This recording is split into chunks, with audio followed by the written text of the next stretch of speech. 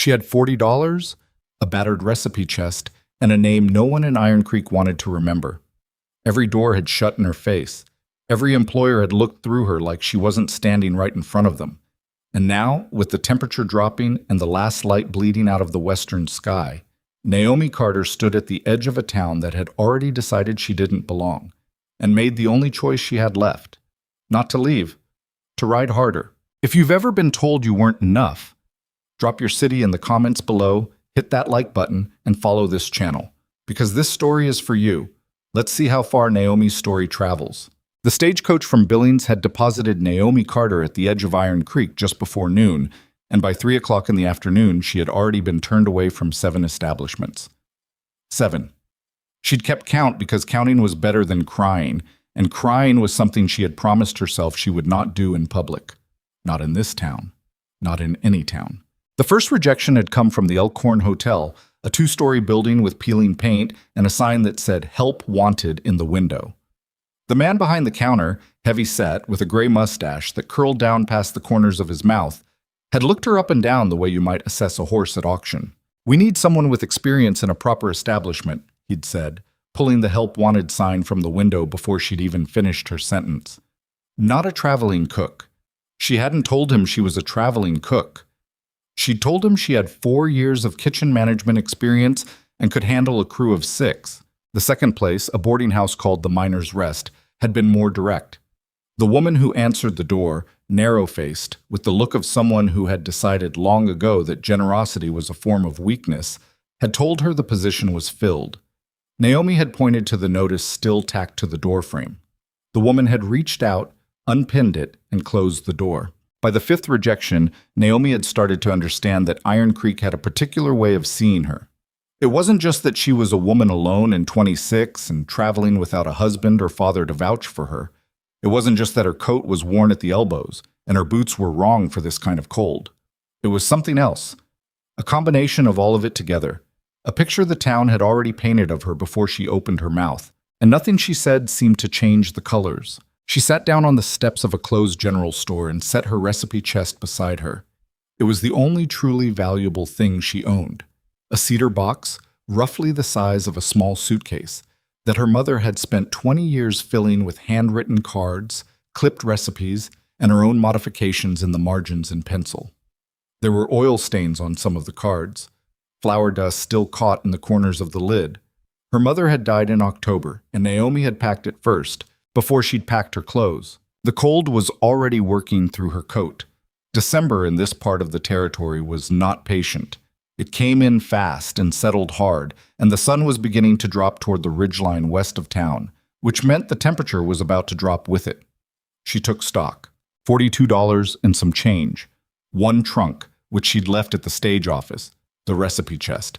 A letter of reference from her last employer, a hotel kitchen in Missouri that had closed when its owner died, that apparently meant nothing here. And a strong, clear understanding that Iron Creek was not going to give her a room or a job tonight. She could sleep in the stage office. The man there had seemed decent enough, or at least he hadn't been actively unkind. She could spend a few of her dollars on a room in one of the less reputable establishments and start again in the morning, cover more ground, try the farms outside of town. She could leave. Take the next stage to the next town and hope it was different. She sat with those options for a while. Then she picked up the recipe chest and walked back into the stage office. The man behind the counter was named Hollis. He was in his 50s, lean through the shoulders, with ink-stained fingers and reading glasses pushed up onto his forehead. He'd been polite to her earlier when she'd left her trunk, which was not nothing. "I need some information," she said. "What's the largest ranch operation in this territory?" He looked up from the ledger he'd been working on. "Silver Crest." "Who owns it?" "Declan Ashford." "Is he hiring?" Hollis made a face. It wasn't a discouraging face exactly. It was more the face of a man who was trying to be honest with a stranger about something he thought might disappoint her. "Silvercrest doesn't post notices in town," he said. "Ashford handles his staffing himself. Doesn't use agencies. Doesn't take unsolicited applications, from what I understand." "How far is the ranch?" 12 miles, maybe a little more. That road goes northeast from the edge of town." He paused. "Miss, it's already past 3. Temperature's going to drop hard tonight." "I know." There's not another stage east until Thursday. I know that too. She pulled her coat tighter and nodded at the trunk she'd left in the corner. Would you hold that for me overnight? I'll come back for it. He studied her for a moment. Not the way the hotel manager had looked at her, not assessing or dismissing. More like he was trying to figure out what kind of person he was looking at. I'll hold it, he said. And if you want my opinion, which you don't, I'd say go in the morning. I appreciate that. She picked up the recipe chest in her traveling bag. I'll go tonight. The road northeast of Iron Creek was not much of a road.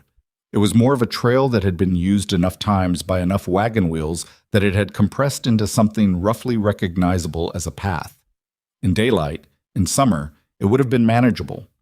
In the dark, with the temperature sliding down towards something that made her teeth want to clench, it was an exercise in deciding, over and over again, not to turn around.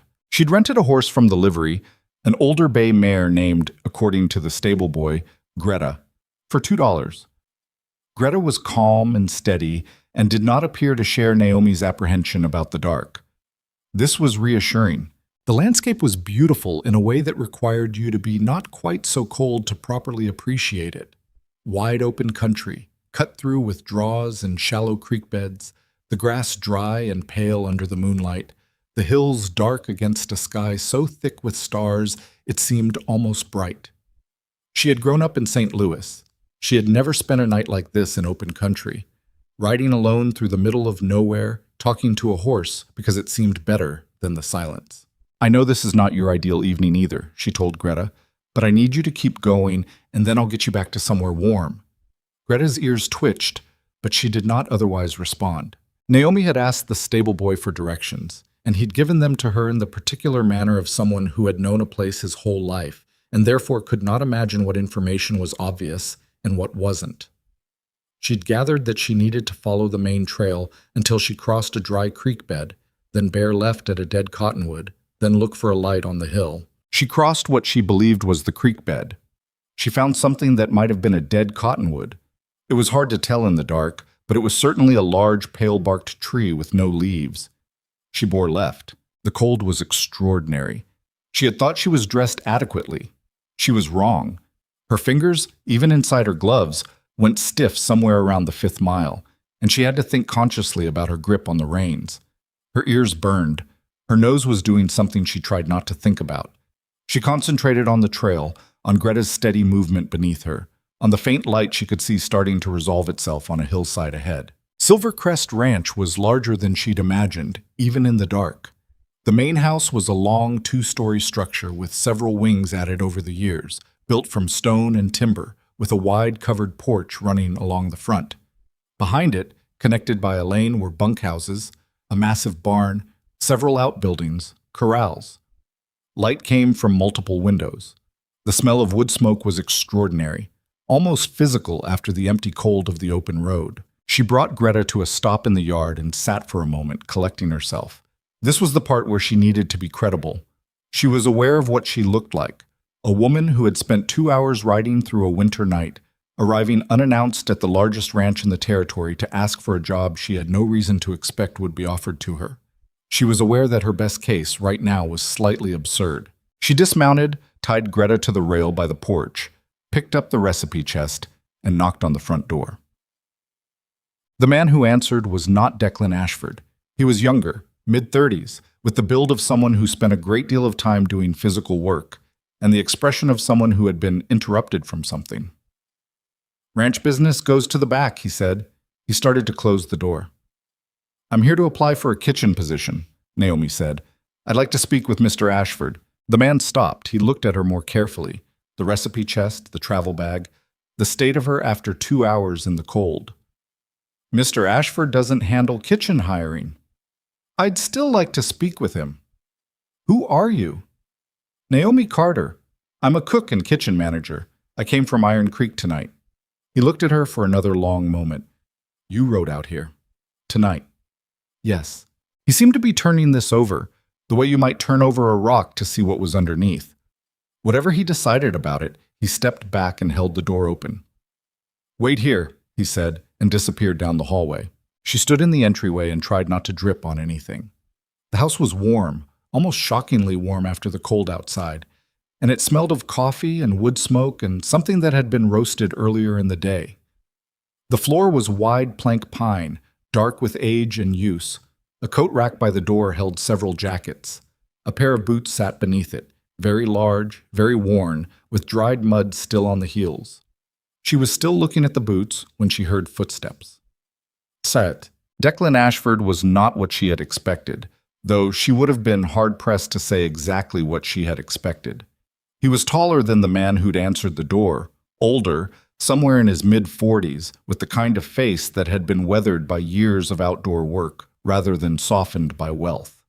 He had dark hair going gray at the temples and along the jaw where he hadn't shaved in a day or two, and he was carrying a cup of coffee in one hand and looking at her with an expression that was not unwelcoming, but was definitely not warm. "You rode out from Iron Creek," he said. Not a question. "Yes." "Tonight?" "Yes." He looked at the recipe chest. "What is that?" "My mother's recipe collection, 437 recipes. I've added another 60 or so of my own." She paused. "It's the best kitchen library in the territory, and I'm the only one who knows how to use it." Something shifted in his expression. Not softening, exactly. More like his attention sharpened. "I didn't post a position. I know. I asked in town, but I also asked who runs the largest ranch operation in the territory, and the answer was Silver Crest." She held herself steady because this was the part that mattered. "I don't know what your kitchen situation is right now, but I'm going to guess it's not as good as it could be. I'm also going to guess that you've had trouble keeping experienced staff out here, because Iron Creek wasn't short on working people tonight. It was short on people willing to hire someone they didn't already know, which means the same problem that shut me out of town tonight is probably the same problem that's been making it hard for you to find kitchen staff who'll stay." He was quiet for a moment. "What makes you think I need kitchen staff?" "I can smell it." He blinked. "Your kitchen produced food earlier today," she said.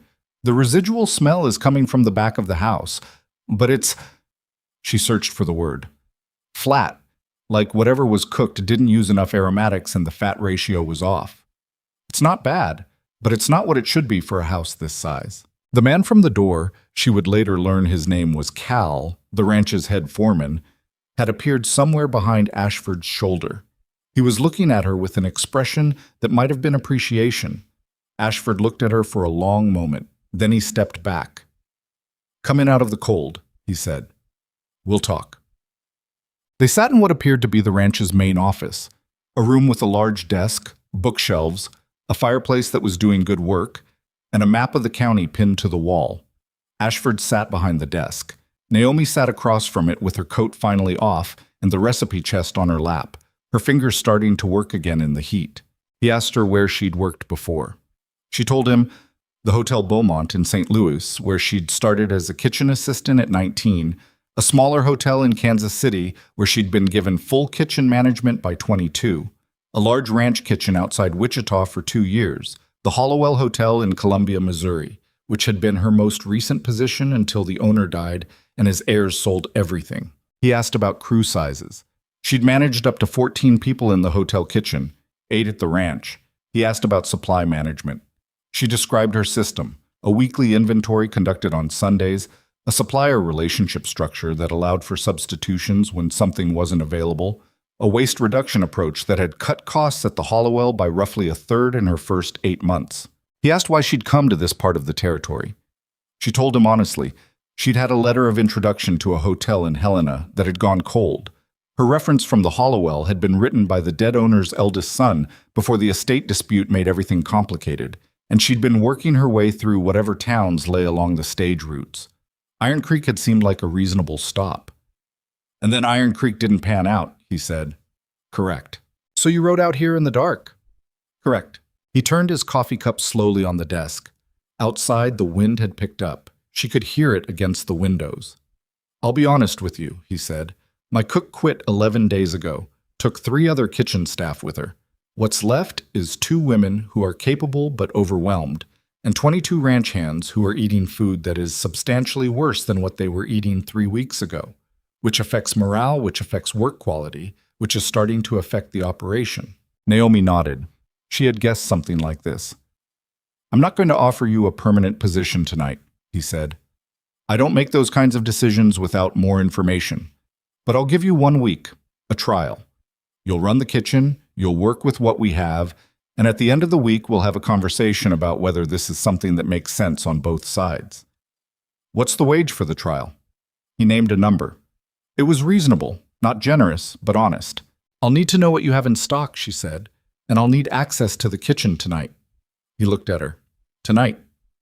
Your morning crew starts early. I'd like to know what I'm working with before I plan tomorrow's meals. There was a silence. Cal, still in the doorway, made a sound that might have been a cough covering a laugh. Ashford set down his coffee cup. I'll have someone show you to a room and to the kitchen, and we'll get your horse stabled. Thank you. I'm not doing you a favor, he said. I need a kitchen manager. If you're as capable as you say, this is a business arrangement. I understand that, she said.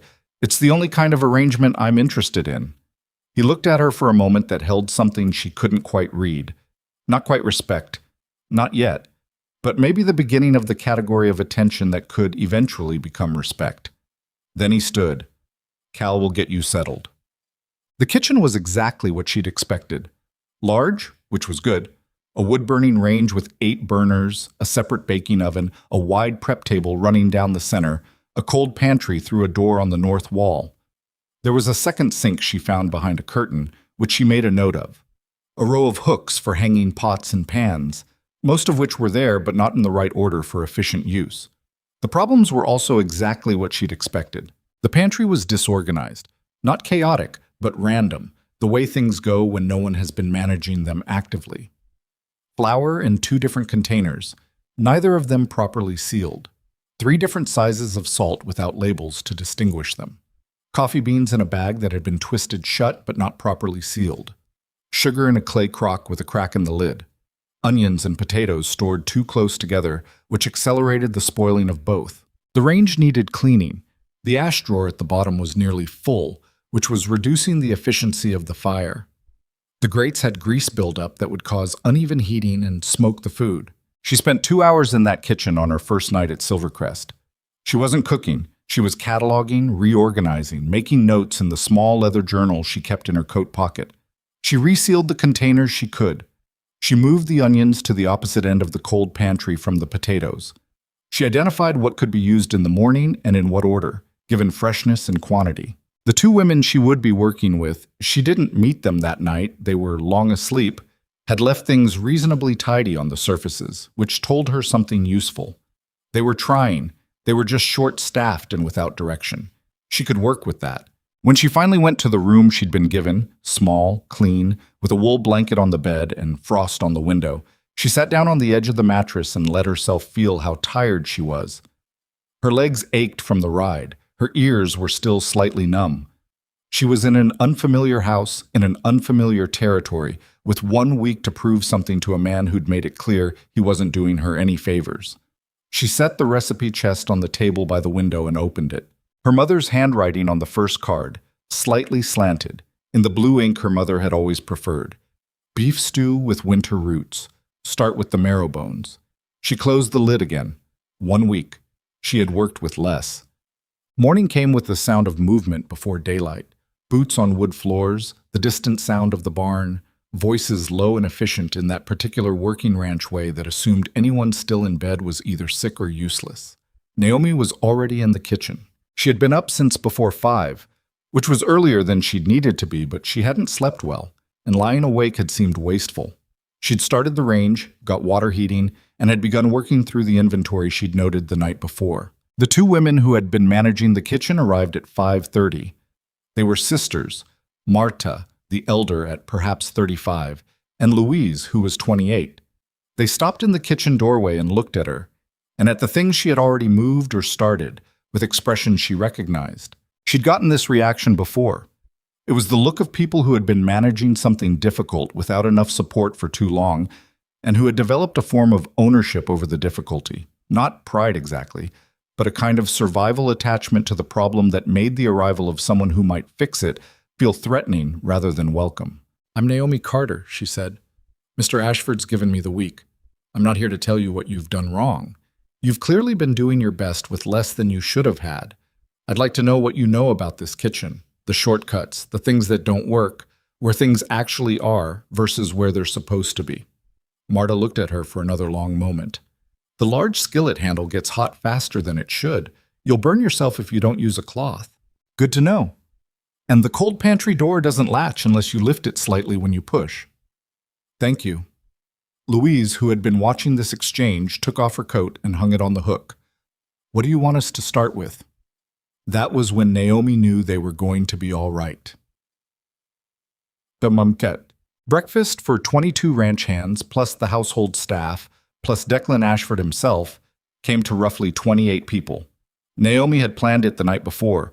A proper oat porridge with dried fruit and rendered fat for sustained heat, scrambled eggs done in batches with the fresh eggs she'd found in the cold pantry, thick-cut bread that she'd started rising before first light, coffee, strong and hot and plentiful. She didn't know yet what the standard had been before.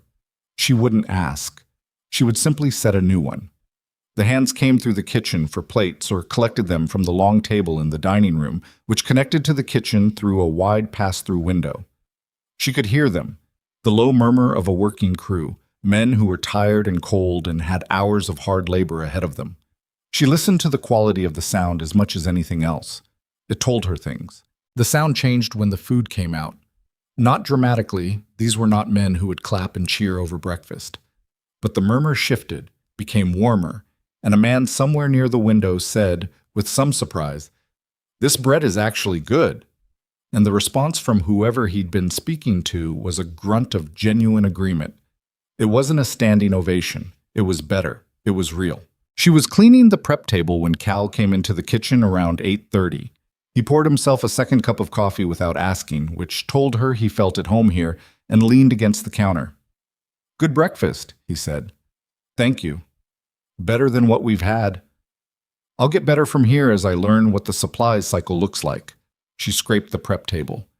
"Is Mr. Ashford pleased?" Hard to say with Ashford. He drank his coffee.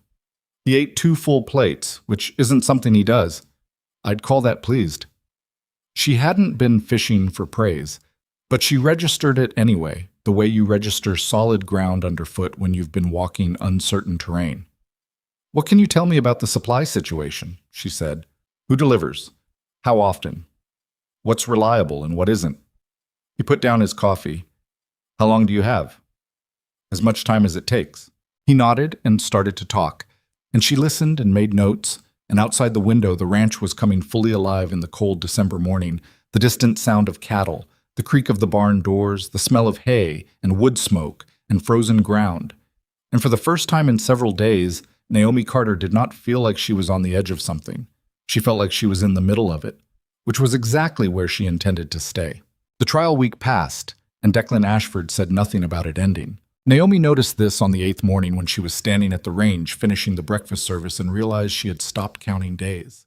She wasn't sure exactly when that had happened. Somewhere around day 4 or 5, she thought, when the rhythm of the kitchen had settled into something that felt less like performance and more like work. She hadn't brought it up. Neither had he. And so she kept going, because stopping to ask about it seemed like it would only invite the conversation to go wrong. The changes she'd made in that first week were not dramatic. That was by design. She had learned early in her career that dramatic changes in a kitchen created resistance. People who had been doing things a certain way for any length of time developed loyalty to those methods, even bad ones. And if you came in and overturned everything at once, you spent the next month fighting a low-grade war that made everything harder. So she had started small. The inventory system, the supply organization, the fire management on the range. The bread quality, because bread was the thing people noticed most. The coffee, because the coffee had been terrible, and fixing it cost nothing except attention. By the end of the second week, she had reorganized the supplier schedule.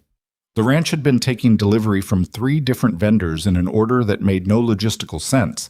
Perishables arriving on Thursdays, which meant they were at their worst quality by the following week's end, while dry goods came on Mondays and sat taking up space.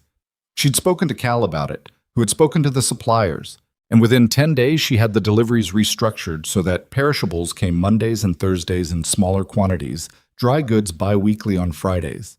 It reduced spoilage by roughly a quarter in the first month. Marta noticed.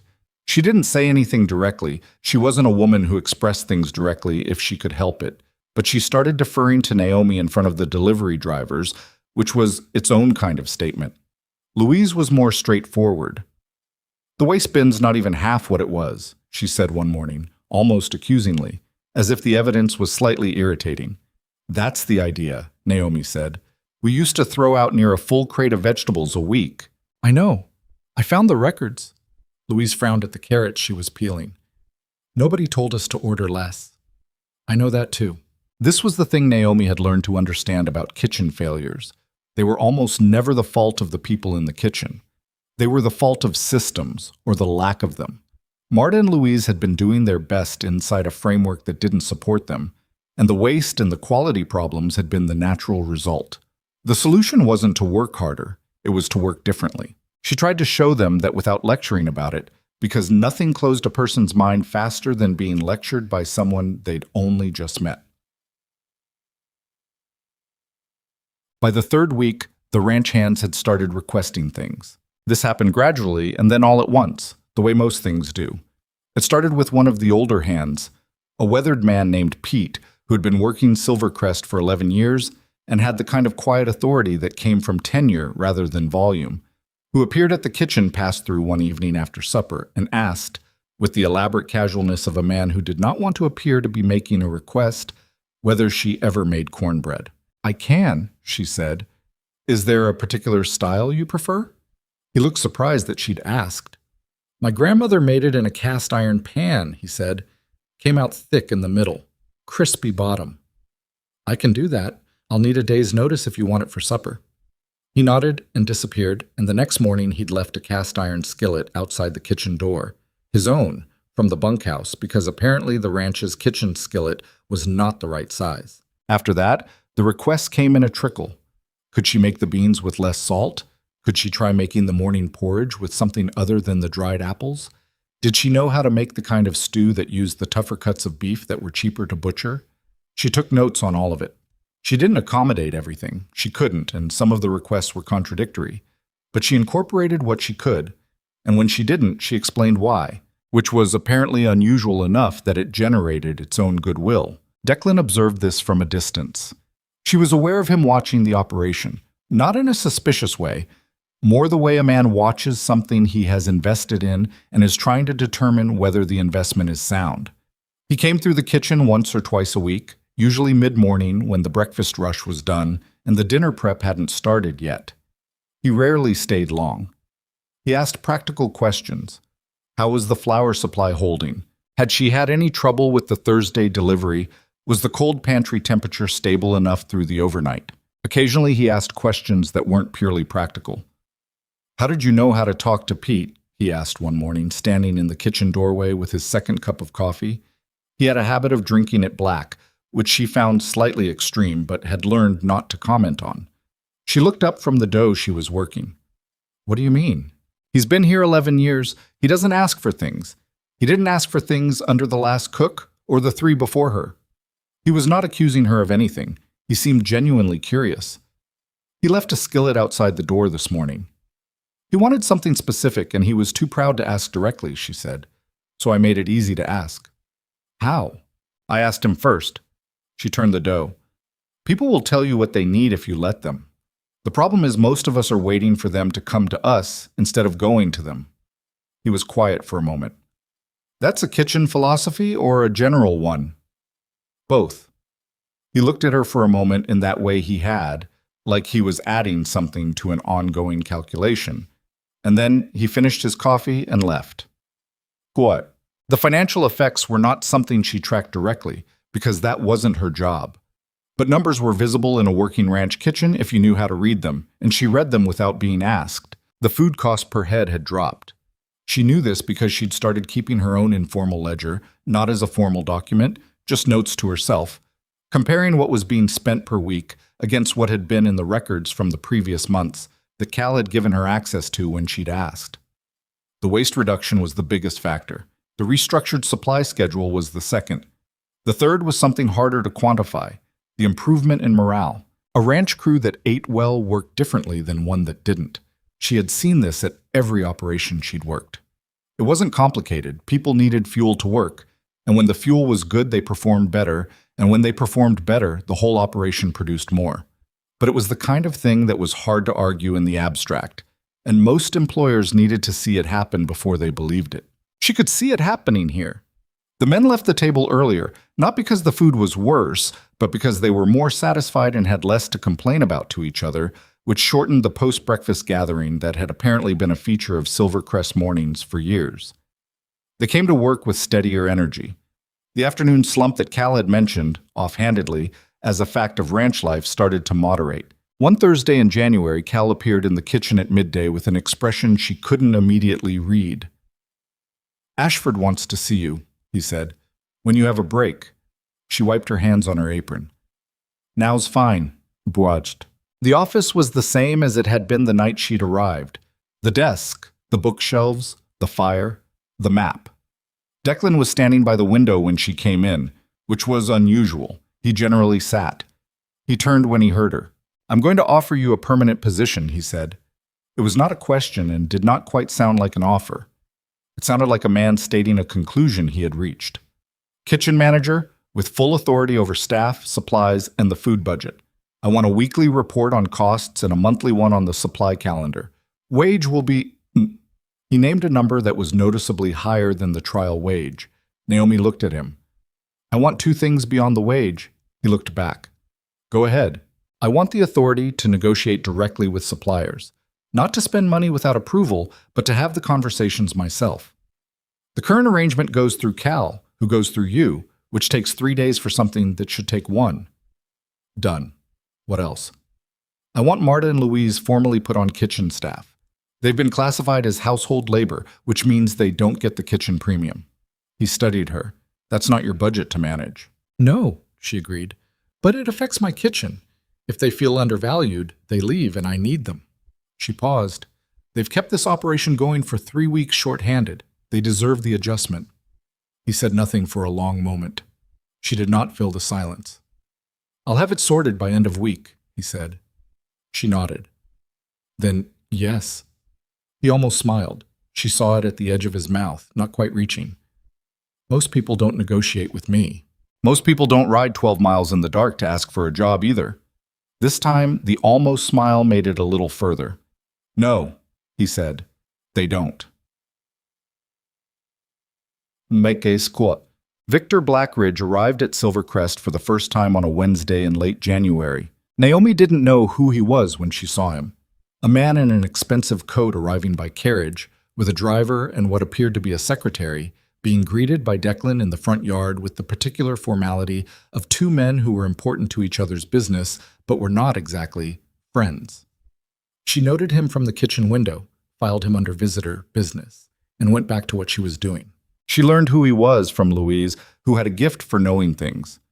"Victor Blackridge," Louise said, not looking up from the potatoes she was dicing. "He owns Blackridge Banking, the main lender for most of the ranches in this county, including Silvercrest. He comes twice a year." She paused. "He and Ashford have a complicated arrangement." "What kind of complicated?" Louise considered this question with the care of someone deciding how much to say. "The kind where one man has money and the other man has land, and they both need what the other one has." Naomi understood immediately. It was a dynamic she'd seen in various forms throughout her working life. The particular tension of a relationship where the power was not quite equal, and both parties knew it, and both parties behaved as though it were more equal than it was, because that fiction served them both. She sent lunch to the office on a tray. This was the protocol for business meetings, which she'd established early and which had been accepted without complaint. She made it good. A proper clear broth soup, cold beef sliced thin with a mustard she'd prepared herself, bread from the morning's bake, dried cherry compote, good coffee. She sent Louise with it. Louise came back 15 minutes later and said, without preamble, "He asked who made the mustard." "What did you tell him?" "That you did."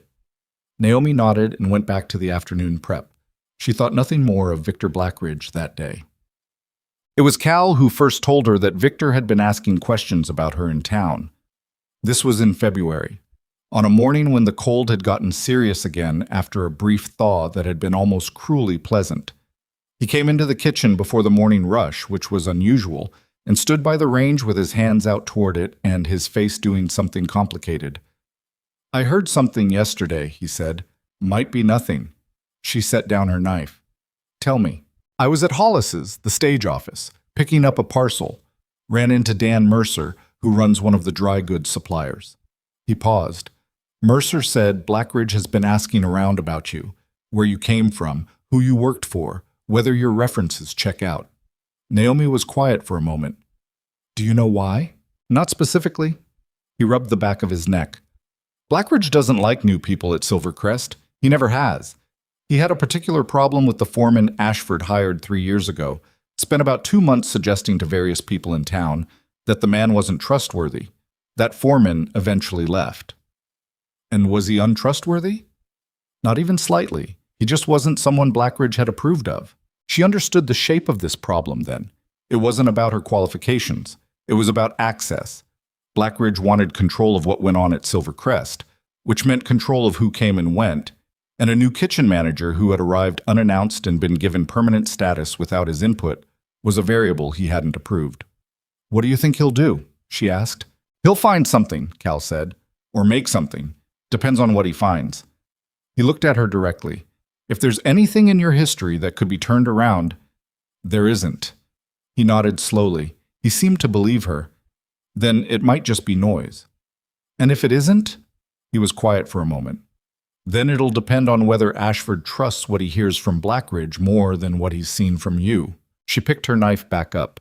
"Then I'll make sure what he's seen from me is hard to argue with." Blackridge came back to Silvercrest in early March. This time he came for dinner, which meant the kitchen was directly involved.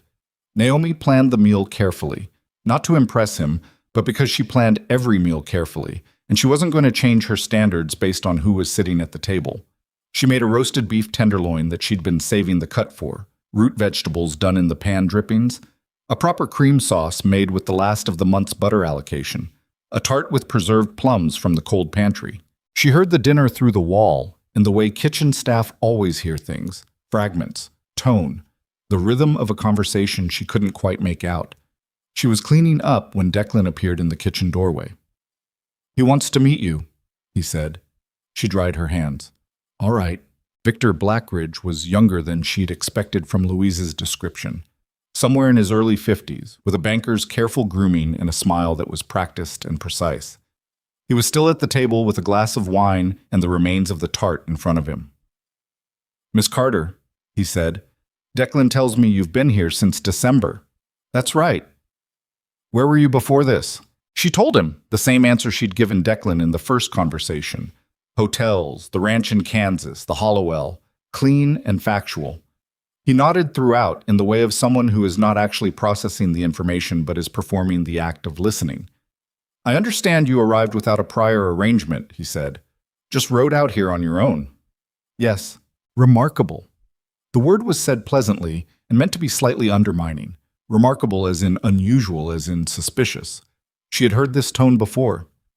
This part of the territory can be unforgiving to people who arrive without connections.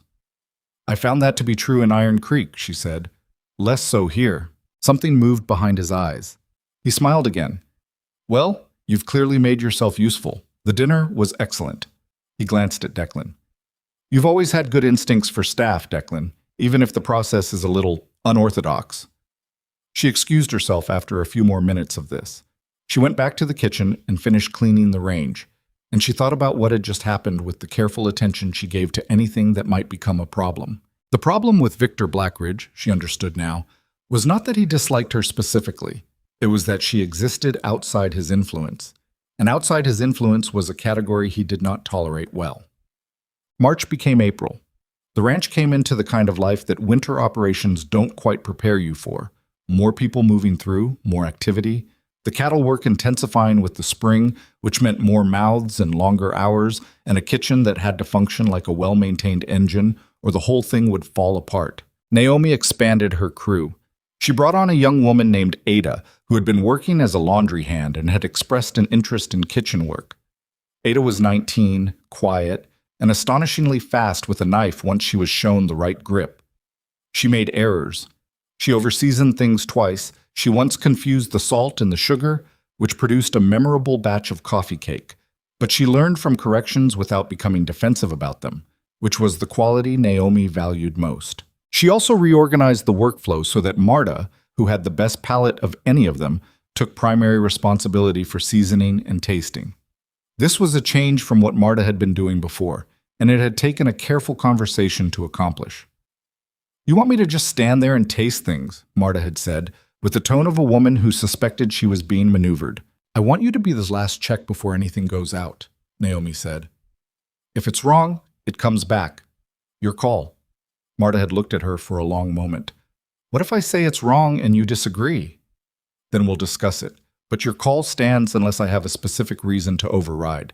And if I override, I'll tell you why." Marta had taken a breath through her nose and gone back to work, and 3 days later she'd sent back a pot of soup because the time ratio was off, and Naomi had agreed without argument. And after that, something shifted between them, not into warmth exactly, but into the kind of mutual respect that was more useful than warmth in a working kitchen. The waste numbers continued to fall. The food cost per head reached a level she was genuinely proud of. The hands' morning departure time had shifted by a full 15 minutes.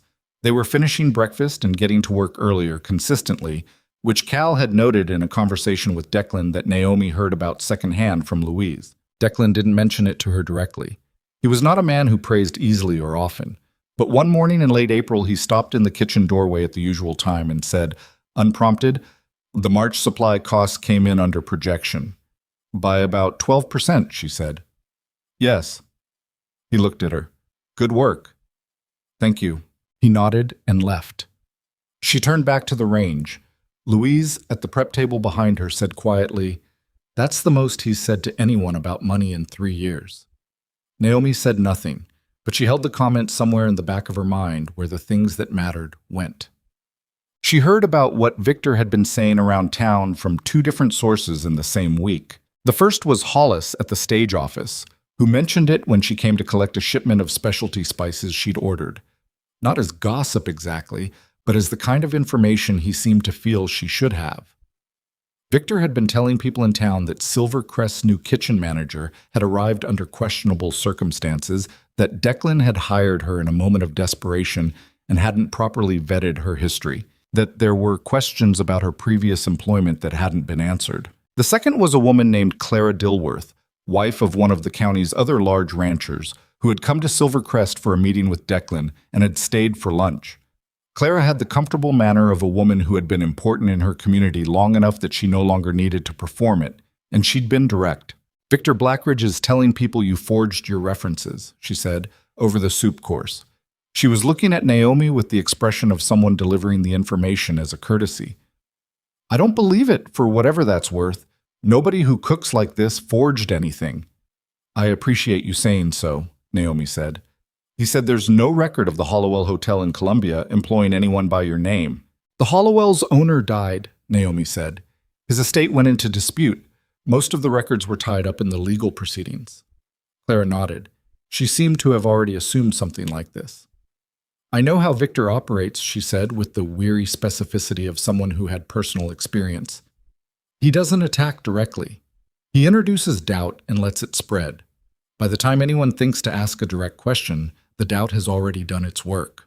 After Clara left, Naomi sat in the kitchen for a few minutes, which she almost never did. Marta, who had been moving between the cold pantry and the prep table and had heard enough to understand the shape of the conversation, poured 2 cups of coffee and set one in front of her without being asked. It was the first time Marta had done something like that. Naomi noticed. She drank the coffee and thought about Victor Blackridge, and about the fact that the easiest way to defeat a campaign of whispers was to be so thoroughly, visibly, undeniably good at your work that the whispers had nothing to stick to. She had been doing that already. She would simply do it better. She set down the cup, stood up, and went back to work. It was a Tuesday evening in late April when things between her and Declan shifted, though shifted was not exactly the right word. It was more that something that had been present for a while became visible. She had been working later than usual. A problem with one of the afternoon deliveries had pushed the supper prep back, and she'd stayed to make sure the kitchen was properly set for the morning. The house was quiet by the time she was finishing. She came through the hallway toward the back stairs and found Declan in the small sitting room off the main corridor, which she'd rarely seen occupied in the evenings. He was at the desk there, not the office desk, but a smaller one she understood he used for correspondence, and he looked up when she passed. "Kitchen done?" he said. "Yes. The Tuesday delivery was short on the dried beans. I've already written to the supplier about it." He nodded. There was a pause that was slightly longer than usual. "Sit down a minute," he said. Not quite a request. She sat. He turned his pen in his hand, a habit she'd noticed he had when he was working something out. "I heard from Clara Dilworth today," he said. "She told me what Victor said to her." "She told me as well." He looked at her. "I want you to know that I've seen your work here for 4 months. I'm not going to start doubting it because Victor Blackridge decided you were inconvenient." She looked back at him steadily. "I appreciate that. I'm not saying it to make you feel better. I'm saying it because I want you to know where I stand before this gets louder, because it will get louder. Victor doesn't start something and then stop." "I know." He set down the pen. He was quiet for a moment. Outside, the night sounds of the ranch, the distant cattle, the wind in the pines on the north ridge, came through the window, and in the small sitting room it felt like the world had contracted to just this. "What are you going to do about it?" he asked. "Keep working," she said. "Better than I already am, if I can manage it." He looked at her for a long moment, that same quality of attention she'd noticed from the beginning, the kind that seemed to be adding something up. "Yes," he said finally. "I expect you will." She said goodnight and went upstairs, and she lay awake for a while longer than she'd meant to, not thinking about Victor Blackridge, but thinking about the expression on Declan Ashford's face when he'd said that. Something that looked for just a moment like something more than a business arrangement. She was practical enough to set it aside. She was human enough that it took a while. May came to Silvercrest the way it always did in that part of the territory. Not gently, not all at once, but in fits and starts. A warm day followed by a cold snap, followed by 3 days of rain, that turned the yard into something between mud and regret. The cattle work was at its peak, which meant the kitchen was at its peak, which meant Naomi was doing the work of managing a full operation during the hours the ranch was most demanding and most exhausted at the same time. She had settled into a pattern she understood well by now. Up before 5. Range lit, water on, bread started. The morning crew, Marta, Louise, Ada, arriving by 5:30. Breakfast out by 6:15.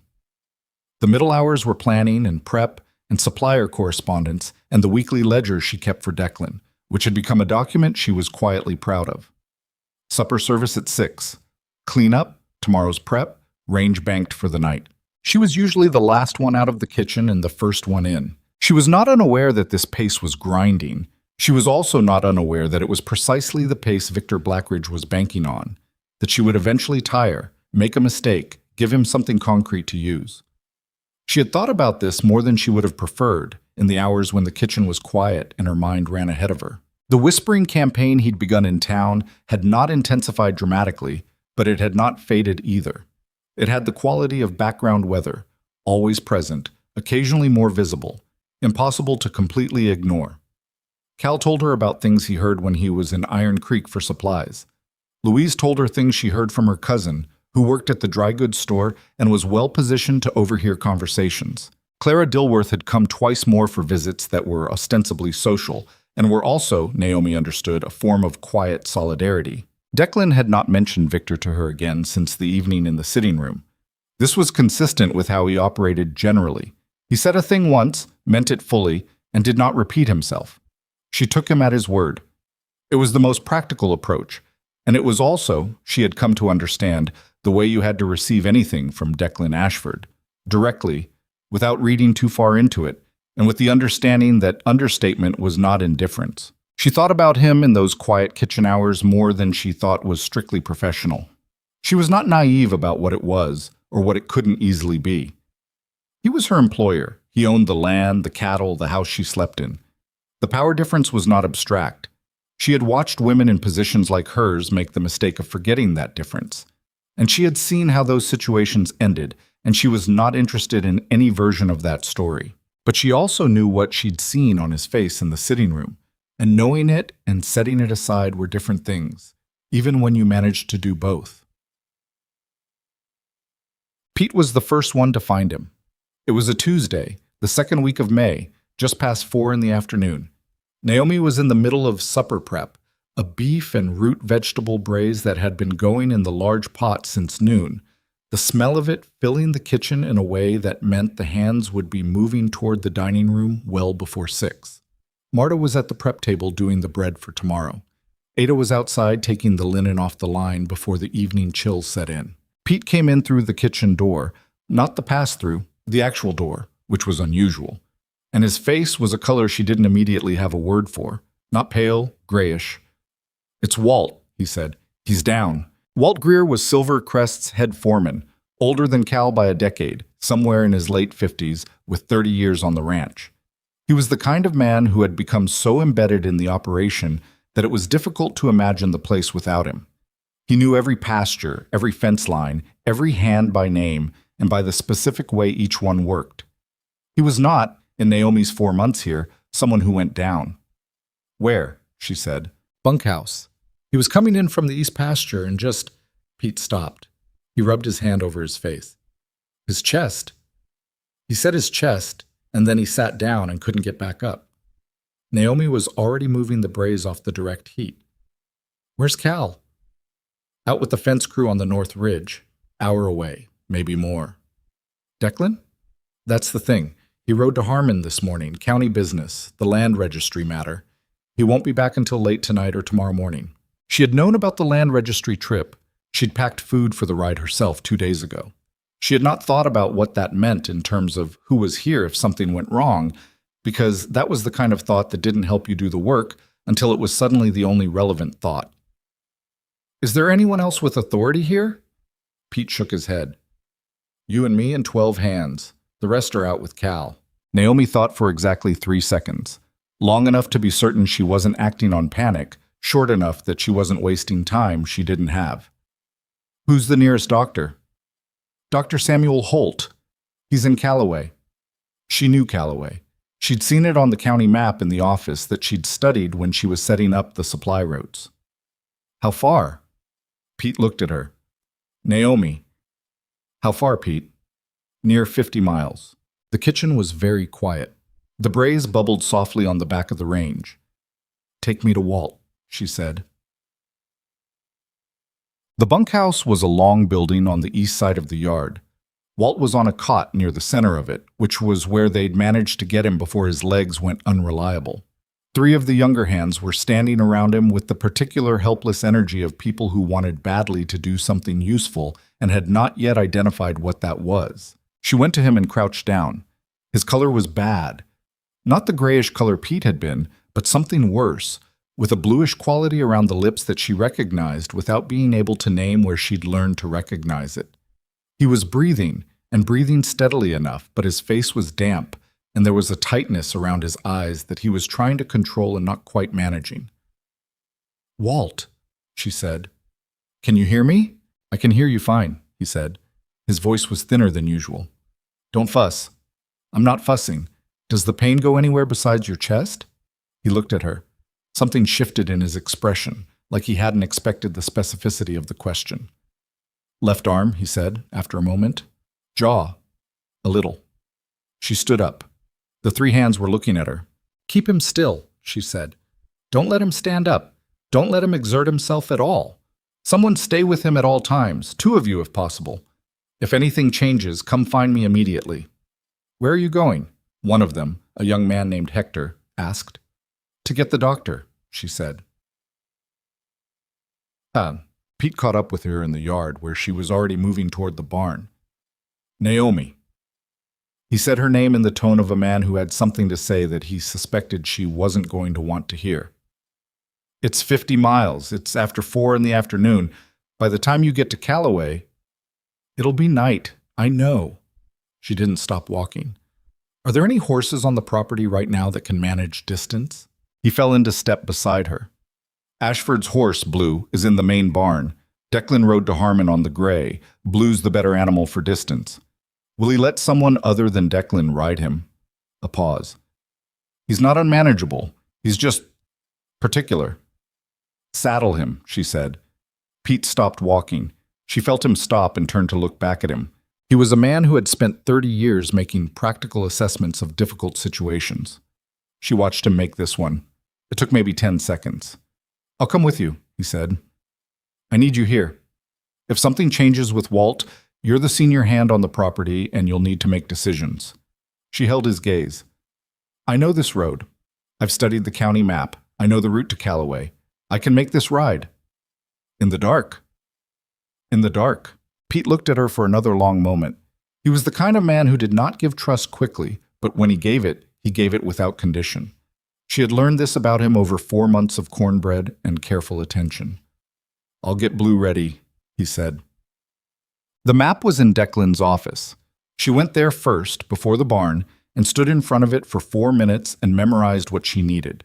The road south, out of the ranch, to the main territorial road, east along the territorial road through the junction at Miller's Creek, south again, at the second junction onto the Callaway Road, into town.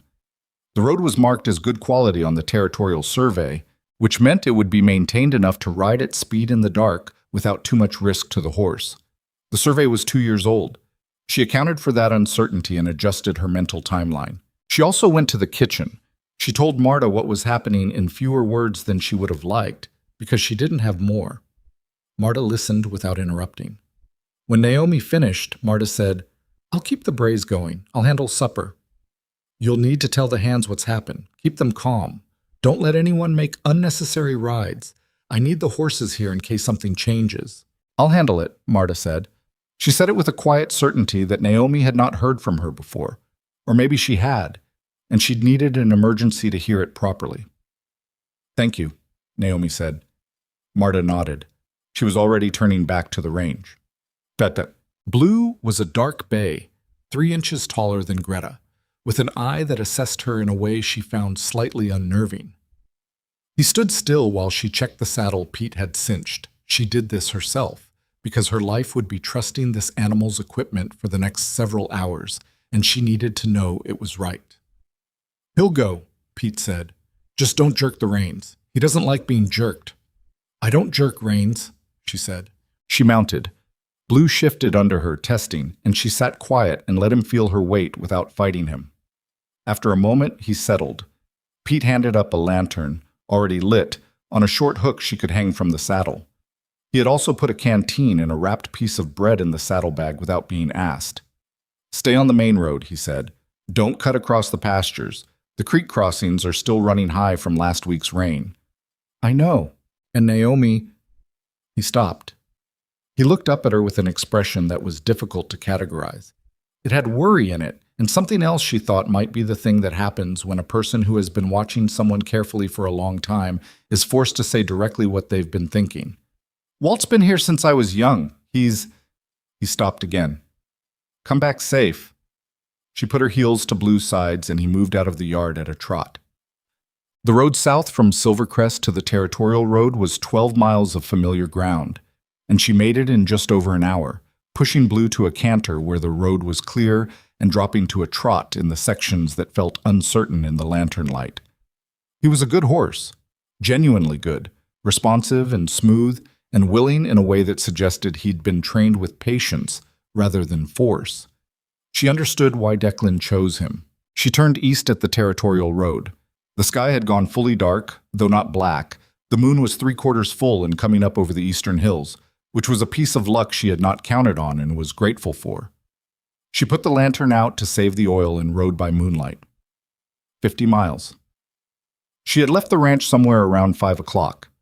If she could maintain a reasonable pace, trot to canter, rotating to protect the horse, she could be in Callaway by midnight, possibly before. The cold came with the dark, as it always did here.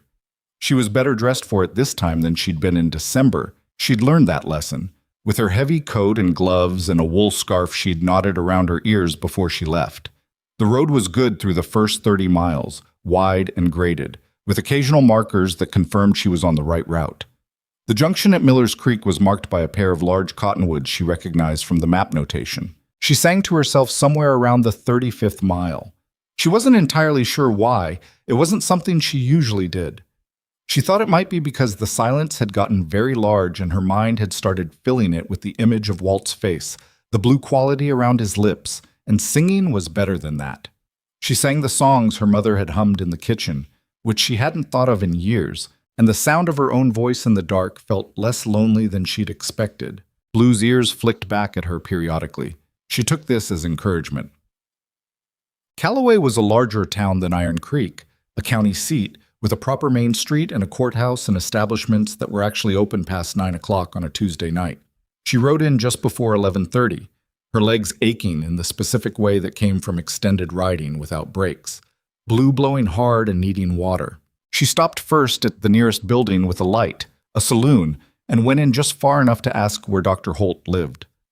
The man she asked looked at her, registered the state of her, and gave her the address without any of the delay or performance she'd half expected. She thanked him and went back outside. She walked Blue to the doctor's house. He deserved the rest, and knocked on the door. Dr. Samuel Holt was in his late 50s, slight, with close-cropped gray hair, and the particular alertness of a man who had trained himself to come fully awake at the sound of a knock.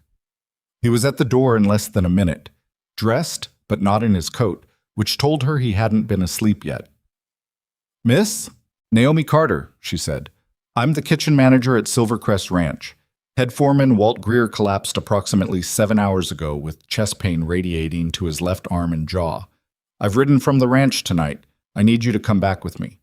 He looked at her. He looked at the horse, then back at her. "You rode 50 miles tonight?" "Yes."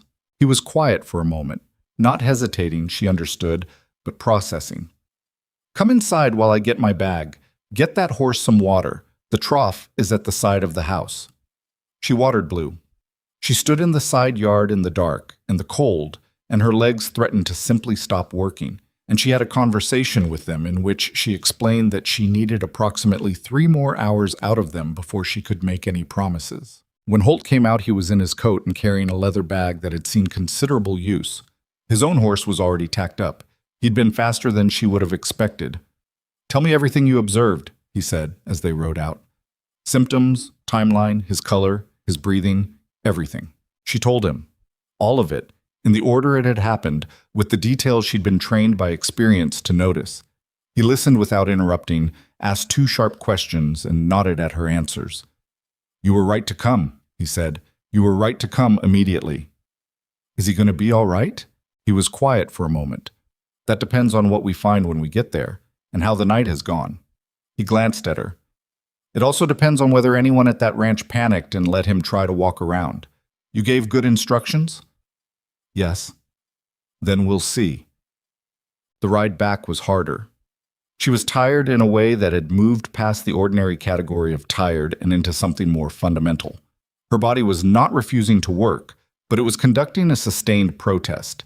She kept Blue at a steady trot. He was tired too, and she was not going to push him past what was safe. And she kept her eyes on the road and her mind on the practical inventory of things she could control. The doctor rode beside her in a silence that was comfortable rather than awkward. The silence of a man who understood that long night rides were best spent conserving rather than spending. He asked her 1 or 2 questions about the ranch, about Declan, about how long she'd been there. She answered briefly. Somewhere around the halfway point, he said, "Who taught you to observe symptoms?" She thought about it. "My mother was sick for 2 years before she died. I learned to watch for changes." She paused. "And I've managed kitchens long enough to know that you have to learn what a person looks like when something is wrong, because they won't always tell you." He nodded. "That's a good answer." "It's just what happened." Still a good answer. They reached the ranch a little before 3 in the morning. The main house still had a light on. Pete, she guessed, keeping watch. Blue came into the yard with the particular weariness of an animal that had done everything asked of it and was now done. Pete appeared on the porch before she'd fully dismounted. He took one look at the doctor, and something in his face released. "How is Walt?" she asked. "Still down, still stable? Marta's been with him." He took Blue's reins from her. "Go. I'll see to the horse." She led the doctor to the bunkhouse. Walt was awake when they came in. He looked worse than he had 7 hours ago, paler, more depleted, but he was conscious, which was something. Marta was in the chair beside the cot, and she looked up when they entered with an expression that said everything about what the night had been. Dr. Holt set his bag down and went to work. He did not ask anyone to leave, but the room cleared out naturally, the hands who'd been keeping vigil stepping back to the edges, giving him space. Naomi stood near the door. Her legs had achieved something that was not quite standing and not quite leaning, and she was not going to examine it too closely. Walt looked over the doctor's shoulder and found her. "I heard you rode to Callaway," he said. His voice was still thin. "Yes." "In the dark." "It wasn't that dark. Good moon." Something moved across his face that was not quite a smile, but was in the same family. "That was a damn fool thing to do," he said. "Riding 50 miles at night for an old man's heart trouble." "It was the most useful thing I could do," she said. "So I did it." He looked at her for another moment. "Pete said you didn't even hesitate." "I hesitated for 3 seconds," she said. "That's about all I could afford." Dr. Holt glanced back at her over his shoulder. He said nothing, but there was something in the look. She went to the kitchen when the doctor had established his initial assessment and sent her out. Not unkindly, but firmly, with the instruction that Walt needed quiet and she needed sleep. She was not going to sleep yet, she knew, but the kitchen was where she went when she needed to think, and thinking was what she was going to do whether she wanted to or not. The braise was cold on the range, covered properly, which told her Marta had seen to the kitchen after supper. The bread was put away. The surfaces were clean. She stood in the middle of the kitchen and looked at everything Marta had managed in her absence, and felt something she couldn't quite locate between gratitude and the particular loneliness of realizing that things had gone on without her. She was making coffee, because something needed doing, and coffee was achievable, when she heard footsteps in the main hallway, different from the household staff, longer strided, with a specific weight she had learned to recognize. Declan appeared in the kitchen doorway. He was still in his riding coat, dusty from the road, and his face had the particular quality of someone who had ridden hard and recently. He stopped when he saw her and took in her condition in the rapid, assessing way she'd come to associate with how he processed information. "I passed the doctor in the bunkhouse," he said. "Pete told me the rest." He stopped. "You rode to Callaway?" "Yes." "Alone. At night." "Pete offered to come. I needed him here." He came the rest of the way into the kitchen and stood across the prep table from her. He was not the kind of man whose face showed everything, but it was showing something now, something that had gotten past whatever he usually kept in front of it. She couldn't entirely name it. It had anger in it, which surprised her, and something else that surprised her more. "You should have waited," he said. "You should have sent for Cal." Cal was an hour away. The weather could have changed. Every hour mattered. She met his eyes. "Walt is alive and Dr. Holt is with him. If I'd waited for permission, or for you to come back, or for someone else to make the call, we'd be having a different conversation right now." His jaw was tight. She could see him working through it, the part that wanted to be angry at her for doing something reckless, running up against the part that understood she was completely correct. "You could have been hurt," he said, and the anger in it was different now. She heard it more clearly. It wasn't the anger of an employer at an employee who overstepped. It was something more personal than that. And they both knew it, and neither of them said so. "I'm fine," she said. "I'm tired, and my legs are unhappy with me, but I'm fine." He looked at her across the prep table. The kitchen was very quiet. The coffee was starting to come up to heat. "I owe you," he started. "You don't owe me anything," she said. "Walt is part of this ranch. The ranch is my responsibility while I'm here. I did what the situation required." He was quiet for a long moment. "That's not the only reason you did it." She looked back at him steadily. "No," she said. "But it's enough of a reason." He absorbed this. He reached for the coffee. There was only one cup, the one she'd set out, and poured it for her and set it on her side of the table, and she understood the gesture, small as it was. "I'll check on Walt," he said. He started to leave. "Declan," he stopped. "Dr. Holt will need a room tonight, and the same tomorrow if Walt isn't stable enough to move." She wrapped her hands around the coffee cup. "I'll make sure he has what he needs." He looked at her for a moment. "I know you will," he said, and something in how he said it was different from how he'd said things before. The same words he might have said weeks ago, but with a weight to them now that hadn't been there. He left. She stood alone in the kitchen and drank her coffee in the quiet and thought about the 50 miles she'd ridden and the fact that she would do it again without question. She learned 3 days later what Victor Blackridge had made of it. He'd heard the story, she never found out from whom, but information moved in this county the way water moved downhill, and he had gone, within 24 hours of hearing it, to 3 different men in Iron Creek who had influence in the county: the county commissioner, the president of the Cattlemen's Association, and the editor of the Iron Creek Gazette. The story he'd told was not a lie, exactly. It was worse than a lie. It was a selectively framed version of the truth, the way Victor told it. While the master of Silvercrest was away, his kitchen manager, a woman who had arrived under questionable circumstances and whose background had never been properly verified, had made an unauthorized decision to take the ranch owner's personal horse and ride out in the night, leaving the property in the hands of a cook and a few junior hands. She had done this not to help anyone, Victor suggested, but because it gave her an opportunity to position herself as indispensable, to manufacture a crisis that required her to play a central role. The foreman's illness was real, Victor allowed, but the response had been dramatic and unnecessary. There were other options, other people, and the woman had chosen the course that made her look the best. Clara Dilworth sent a note to the ranch inside a week. The note said, in Clara's typically direct way, "He's calling it grandstanding. He says the foreman was never in serious danger and the ride was unnecessary theater. He's saying it to anyone who'll listen." Naomi read the note once, then set it aside. "What are you going to do?" Louise asked.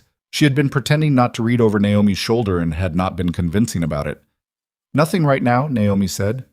"Nothing? He can say what he likes. Walt is alive. Dr. Holt knows what happened." She folded the note.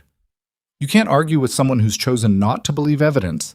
You can only make the evidence so large it can't be ignored." Louise looked at her with the expression of someone who found this answer frustrating and admirable in equal measure. "That sounds like something that takes a while," she said. "Yes," Naomi said, "it does." She put Clara's note in the small drawer she kept her correspondence in and went back to work. And she thought about Victor Blackridge, and about Dr. Holt, and about the county. And she thought about the moment she had made, the moment when the kitchen was quiet, and Pete had said 50 miles, and she had looked at him and made the only decision she'd ever been going to make. Victor could frame it any way he liked. The frame was his. What had happened was hers. Walt Greer spent 9 days in the bunkhouse under Dr. Holt's care before he was well enough to sit up without assistance, and another week after that before Declan would allow him to walk to the main house for meals. He was not a patient man about being an invalid. Naomi heard this from Pete, who heard it directly in the form of Walt's sustained irritability about every restriction placed on him. But he submitted to the doctor's instructions with the grudging compliance of a man who understood, on some level, that he had come closer to the edge than he wanted to admit. Dr. Holt stayed at Silvercrest for 4 days. He was a quiet presence in the house, unobtrusive, professional, with a dry humor that emerged slowly and then proved to be one of his most distinguishing features. He ate in the kitchen with the staff rather than at the main table, which Naomi had not expected, and he talked to her during those meals with the directness of a man who had decided she was worth talking to. On the 3rd morning, over coffee, he said, "I want to tell you something that I think you should know, and that I suspect no one else is going to tell you directly." She looked at him. "All right, when you described Walt's symptoms to me on the ride back, the chest pain, the arm, the jaw, the color around his lips, you described them in exactly the right order and with exactly the right level of detail. Most people in that situation tell me the person looked bad and seemed sick. What you gave me was a clinical picture." He wrapped both hands around his cup. "That description is part of why Walt is alive. I knew what I was coming to before I got there, and that mattered." She didn't say anything for a moment. "I just told you what I saw." "I know, that's what I'm telling you." He looked at her steadily. "Whatever Victor Blackridge is saying in town, I know what happened at this ranch 5 nights ago, and I know what role you played in it. I intend to say so to anyone who asks." "You don't have to do that." "No," he agreed, "but I'm going to." He left the following morning, with a fee that Declan paid without discussion and a standing arrangement to return in 3 weeks to check on Walt's progress. He shook hands with Cal, with Pete, with Marta, and at the end with Naomi. "Take care of this place," he said. Not as an instruction, more as the acknowledgement of something already in progress. I intend to, she said. Victor Blackridge's version of events had reached the Iron Creek Gazette by the second week of May. It was not a direct accusation. The editor, a cautious man named Briggs, who had operated in this county long enough to understand the consequences of printing something that couldn't be defended, had declined to print Victor's claims as fact. But he had printed a piece that was arguably worse, a series of community observations about the changing character of frontier ranch operations, including an unnamed source who questioned whether the established custom of ranchers hiring locally and through proper channels was being eroded by the arrival of unknown outsiders seeking opportunity. The piece did not name Naomi. It did not need to. Cal brought the paper to her on a Thursday morning, folded to the relevant page.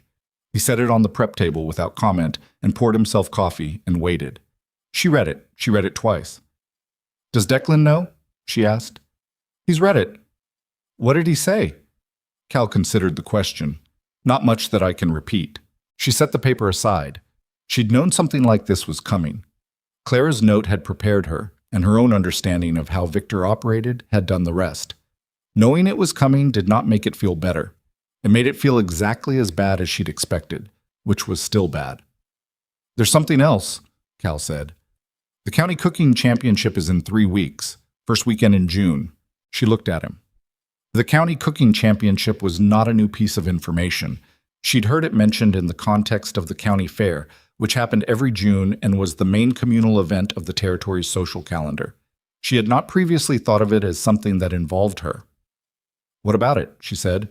Cal wrapped both hands around his cup. He had the manner of a man who had thought carefully about how to say something and was not entirely confident he'd found the right approach. "It's the most public event in this county. Every rancher, every merchant, every family within 30 miles. The judges are people who carry weight, county commissioner, 2 of the larger landowners, the doctor who runs the medical practice in Harmon." He paused. "Victor will be there. He's been a sponsor for the last 4 years. "I know," she said. If someone were to enter that competition and win it, particularly someone whose cooking ability Victor's been quietly questioning, it would be a very public answer to a question he's been asking very quietly. He looked at her directly. "I'm not telling you what to do. I'm just telling you what the situation is." She was quiet for a moment. Outside, the May morning was doing the thing it had been doing for the last week. Overcast, cool, undecided. The kitchen smelled of the bread she'd started before 5 and the coffee and the dried herbs hanging from the ceiling hooks. "Who entered last year?" she said. 3 ranch cooks, 2 hotel kitchen staff from Iron Creek, 1 woman who's been winning the pie category for 6 consecutive years. He paused. "Nobody from Silver Crest. Ashford's previous cook didn't enter. The one before her did once and placed 3rd. "What are the categories?" Cal almost smiled. He reached into his coat pocket and produced a folded notice. The entry form, she realized, which meant he had gone and gotten it before this conversation, which meant this had not been as casual a mention as he'd presented it. She took the notice and read it. Bread and baked goods, prepared meat dishes, preserves and condiments, open category, which allowed any dish the entrant chose, a combined score across all categories for the overall championship. She folded the notice and put it in her apron pocket. "I'll need to let Declan know," she said. "He already knows I was going to talk to you," Cal said. "He said the decision is yours." She talked to Declan that evening. He was in the office when she knocked, going through the kind of paperwork that seemed to accumulate on that desk in direct proportion to how much he preferred to be outdoors. He looked up when she came in. "Cal talked to me," she said. "I wanted to hear what you think." "I think you already know what you want to do," he said. "That's not the same as knowing whether it's the right move." He set down his pen. "Victor has been building a case against you for 3 months. He started with your references, moved to your conduct during Walt's illness, and now he's working the newspaper. The only thing he hasn't been able to attack is the actual quality of your work, because he's never seen it directly, and he can't manufacture a problem with the numbers." He looked at her steadily. "The championship puts your work in front of every person in this county at the same time. That's either an opportunity or a very public failure, depending on how it goes." "Japam, I know. So what are you going to do?" "Enter," she said. All 4 categories. He was quiet for a moment. All 4. If I enter 2 and win 2, it reads as partial. If I enter all 4 and win, it reads differently. She met his eyes. I don't do things partially. He looked at her across the desk. He had the expression he got sometimes when she said something that required a moment to absorb. No, he said. You don't. She turned the entry form in her hands. There's one thing I want to say. Say it. I'm not entering this competition to defend myself. I'm not doing it to answer Victor or to win a public argument. She paused, making sure the words were right. I'm doing it because I'm good at this, and I've been told my whole working life that good at this isn't enough, that it doesn't count unless the right people see it in the right way at the right time, and I'm tired of waiting for that arrangement to happen on its own. The office was quiet. The fire was burning low and neither of them moved to add to it. Then enter, he said, and cook the way you know how to cook. 3 weeks was not a long time to prepare for 4 competition categories. It was enough time if you used it well, which Naomi intended to do. She told Marta and Louise and Ada the same day after the morning service, laying it out plainly.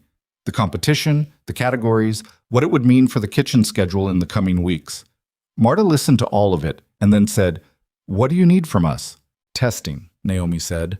"I need to make versions of each dish and have people tell me honestly what's wrong with them. Not what's good about them. What's wrong?" Ada raised her hand slightly in the half gesture of someone who did it by habit. "I'll eat anything you make." "I know. You're not who I'm worried about."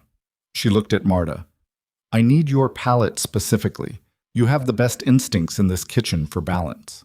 Marta said nothing for a moment. Then she untied and retied her apron in the manner of a woman who is organizing her thoughts. "We'll need to run the competition dishes on separate days from the regular service prep. I can take the morning service on Tuesdays and Thursdays, so you can work on the competition pieces." This was more than Naomi had asked for. She looked at Marta and Marta looked back at her, and they understood each other in the way that 2 people understand each other when they have been working in close quarters through a crisis, and come out the other side, having learned something that could not have been learned more gently. "Thank you," Naomi said. "Don't thank me," Marta said. "Win." She started with the bread. Bread was the category she was most confident in, which was exactly why she started there. Not to work on her strongest area, but because confidence was the right foundation to build from. She made 3 versions of her competition loaf in the first week. A white sandwich loaf with a proper crumb, and a crust that shattered rather than tore. A dark rye that used the caraway seeds she'd been rationing since February, and a honey wheat that split the difference.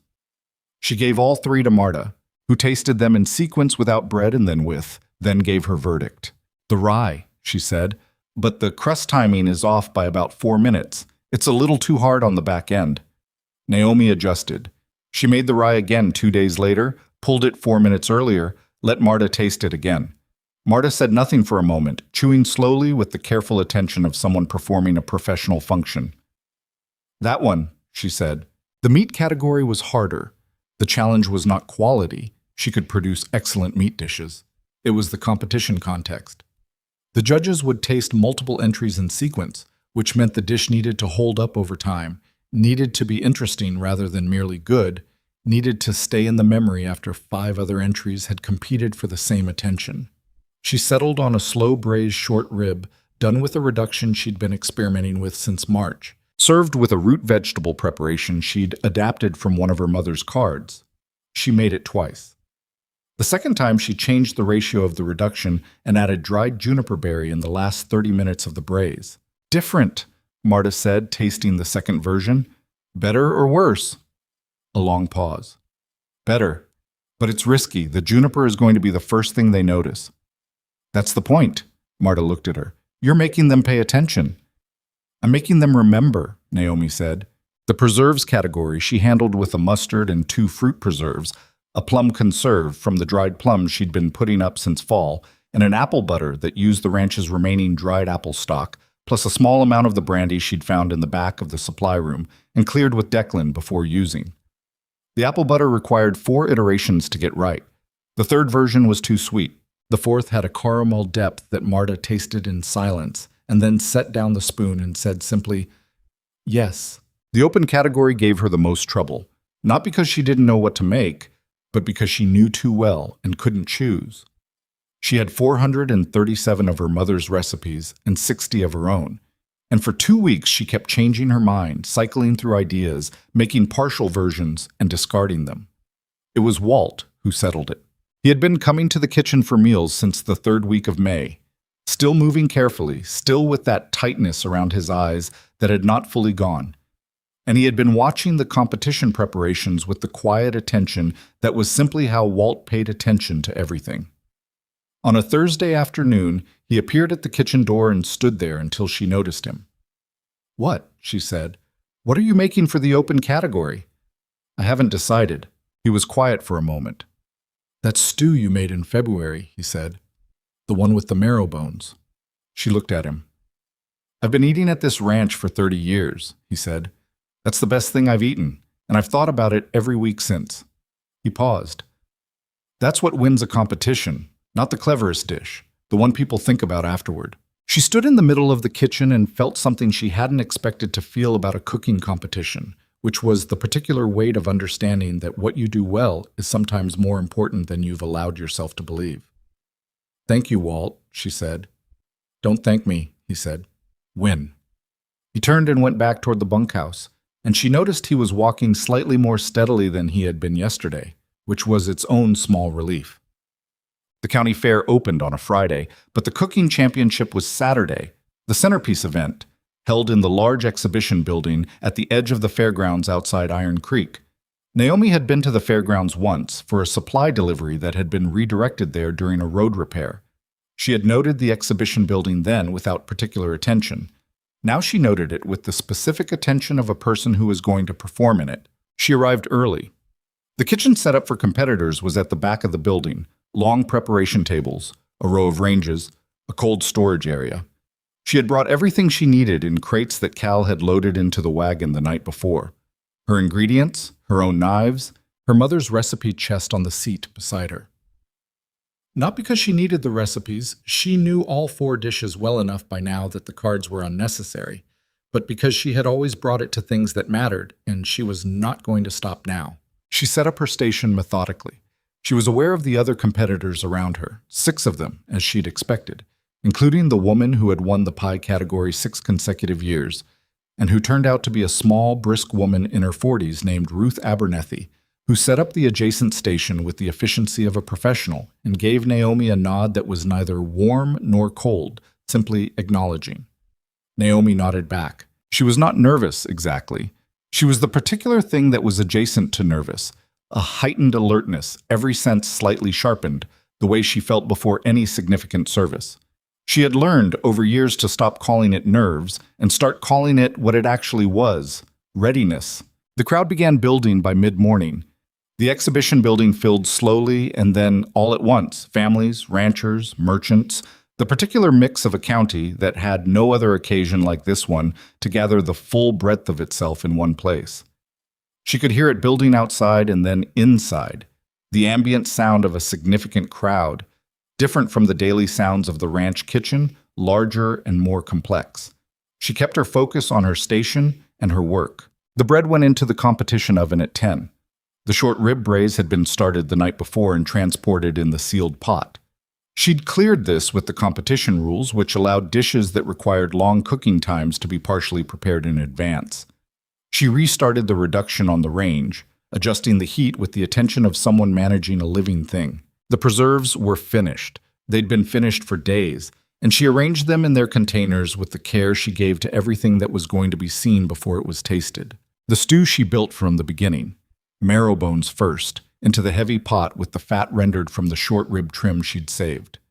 She built the base slowly, the aromatics, the stock she'd made from scratch Tuesday, the root vegetables cut to the size her mother had specified, and that she had learned through 40 iterations was the correct size for this dish.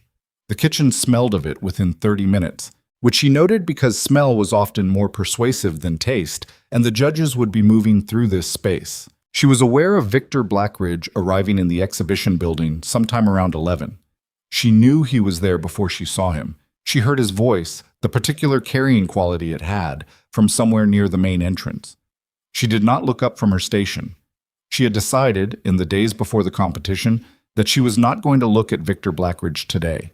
Not because she was afraid of him, but because he had no place in what she was doing here. And giving him her attention was a form of giving him power she was not willing to give. Dr. Holt arrived at noon, which she saw from the corner of her eye.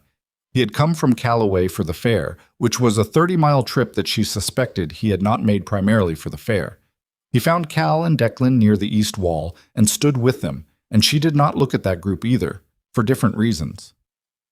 The judging began at 1. The judges moved through the competition tables in a fixed order. There were 4 of them: the county commissioner, whose name was Elias Foster; a large ranch owner from the southern end of the county named Thomas Breckenridge; Clara Dilworth, who had been selected as a judge for the 3rd consecutive year; and Dr. Arthur Finley from the Harmon Medical Practice, who served as a judge primarily for the preserves category but stayed for all of them. Naomi watched the judges from the corner of her attention as they worked through the earlier stations. She could not hear what they said to each other, but she could read the quality of attention they gave to each dish, how long they stayed, how much they took, whether they went back for a second taste. She processed this information without acting on it. When they reached her station, she was standing behind it with the 4 entries arranged in the order the category structure required: bread, meat, preserves, open. Clara caught her eye for just a moment. Her expression did not change. She looked at the station, at the entries, and picked up the bread first. The judging took approximately 20 minutes at her station. She answered 2 questions from Commissioner Foster about the reduction, and 1 from Dr. Finley about the mustard base and the preserves. Breckenridge, who was a large, quiet man she had not met before, said nothing during the judging itself, but went back to the stew, the marrowbone stew, her mother's recipe, twice, with an interval between the way you go back to something when you want to make sure you're right about what you tasted. She did not allow herself to interpret this. She simply noted it. The judges withdrew for deliberation at 2:30. The crowd in the exhibition building shifted into the restless social mode of a group waiting for an outcome. Noise rising, movement increasing, people finding each other and talking about what they'd observed. Naomi cleaned her station, covered the remaining dishes, and stood by her preparation table with a cup of water she'd poured herself and did not particularly want. It was during this waiting period that Victor made his move. She became aware of it first from the change in the sound near the east wall, voices rising slightly, a particular quality of public disagreement that a room of people in close quarters makes collectively audible, even if the individual words are not. She looked over, finally. Victor was standing with Commissioner Foster. He had maneuvered himself to the commissioner during the deliberation period. She could see from the body language that this was not a casual conversation, that Victor was making an argument and the commissioner was listening with the particular attention of a man who is being presented with something he finds uncomfortable. She was too far away to hear what was being said. Declan had seen it too. She saw him see it, a change in his posture, a stillness that she had learned to recognize as the precursor to him deciding something. Then Dr. Holt moved. He crossed the room toward the commissioner and Victor with the particular unhurriedness of a man who was going to arrive exactly when he intended to, and Naomi watched him position himself beside the commissioner and begin speaking. And Victor's expression changed in a way that was visible even at a distance, a tightening, a recalibration. She found out later what had been said. Dr. Holt had told the commissioner, directly and without preamble, about the night ride to Callaway. He had told him what Walt's condition had been, what Naomi's description of the symptoms had allowed him to prepare for, what the outcome would likely have been without her. He had told it in the plain, factual language of a physician making a clinical assessment, and when Victor had begun to offer an interpretation, Dr. Holt had said, in the same plain language, that he was not finished. Victor had stopped talking. Declan crossed the room then. She saw him approach the group and stand beside Holt and say something brief to the commissioner, and Foster nodded.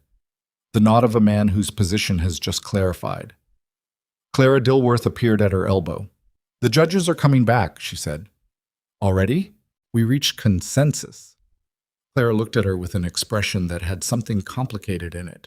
Satisfaction, maybe, and something that was not quite sympathy, more like recognition. I want you to know that the deliberation took 11 minutes and the outcome was not close. She paused. You made that stew from marrow bones. My mother's recipe, Naomi said, Her first card. Clara was quiet for a moment. It tasted like someone's mother made it, she said. That's either a very simple compliment or a very large one, depending on how you feel about it. I feel like it's the largest one, Naomi said. Autumn. Commissioner Foster read the results from the center of the exhibition floor. The crowd had drawn in close, the way crowds do when they know something has been determined. Bread. First place, Naomi Carter, Silvercrest Ranch. Prepared meat dishes. First place, Naomi Carter, Silvercrest Ranch. Second place, a murmur moved through the crowd because second place went to Ruth Abernethy, who had been competing in this event for 6 years and had never not taken first in any category she entered. Ruth, Naomi noticed, did not look upset. She looked like a woman who had tasted something she had to admit was better and had decided to be honest about it. Preserves and condiments. First place, Naomi Carter, Silvercrest Ranch. Open category. First place, Naomi Carter, Silvercrest Ranch. Overall championship, Naomi Carter, Silvercrest Ranch. The sound in the room was significant.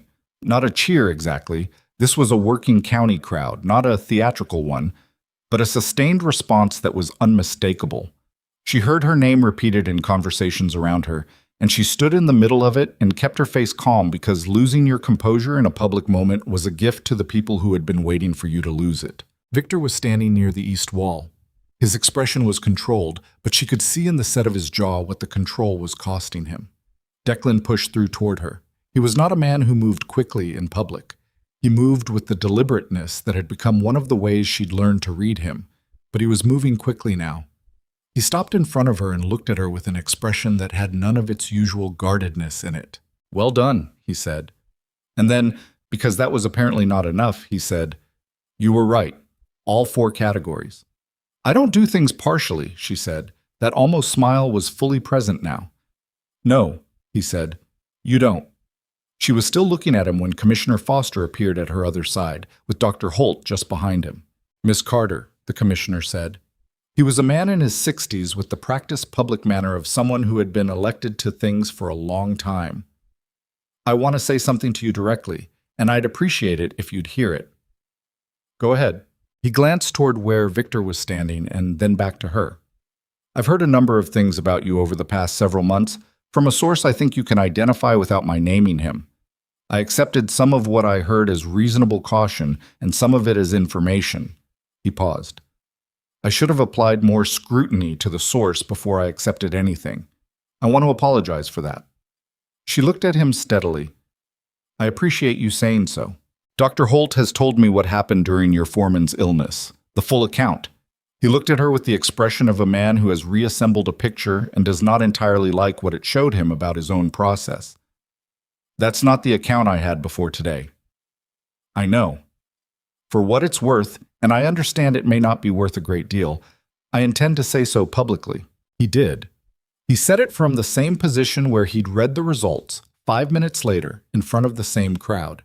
He said it plainly, without flourish, that he had been given information about a member of this community that had proved to be incomplete and selectively framed, that the full accounting of events at Silvercrest Ranch in May was a matter of public record as far as he was concerned, and that Dr. Samuel Holt of Callaway had provided that accounting to him personally today.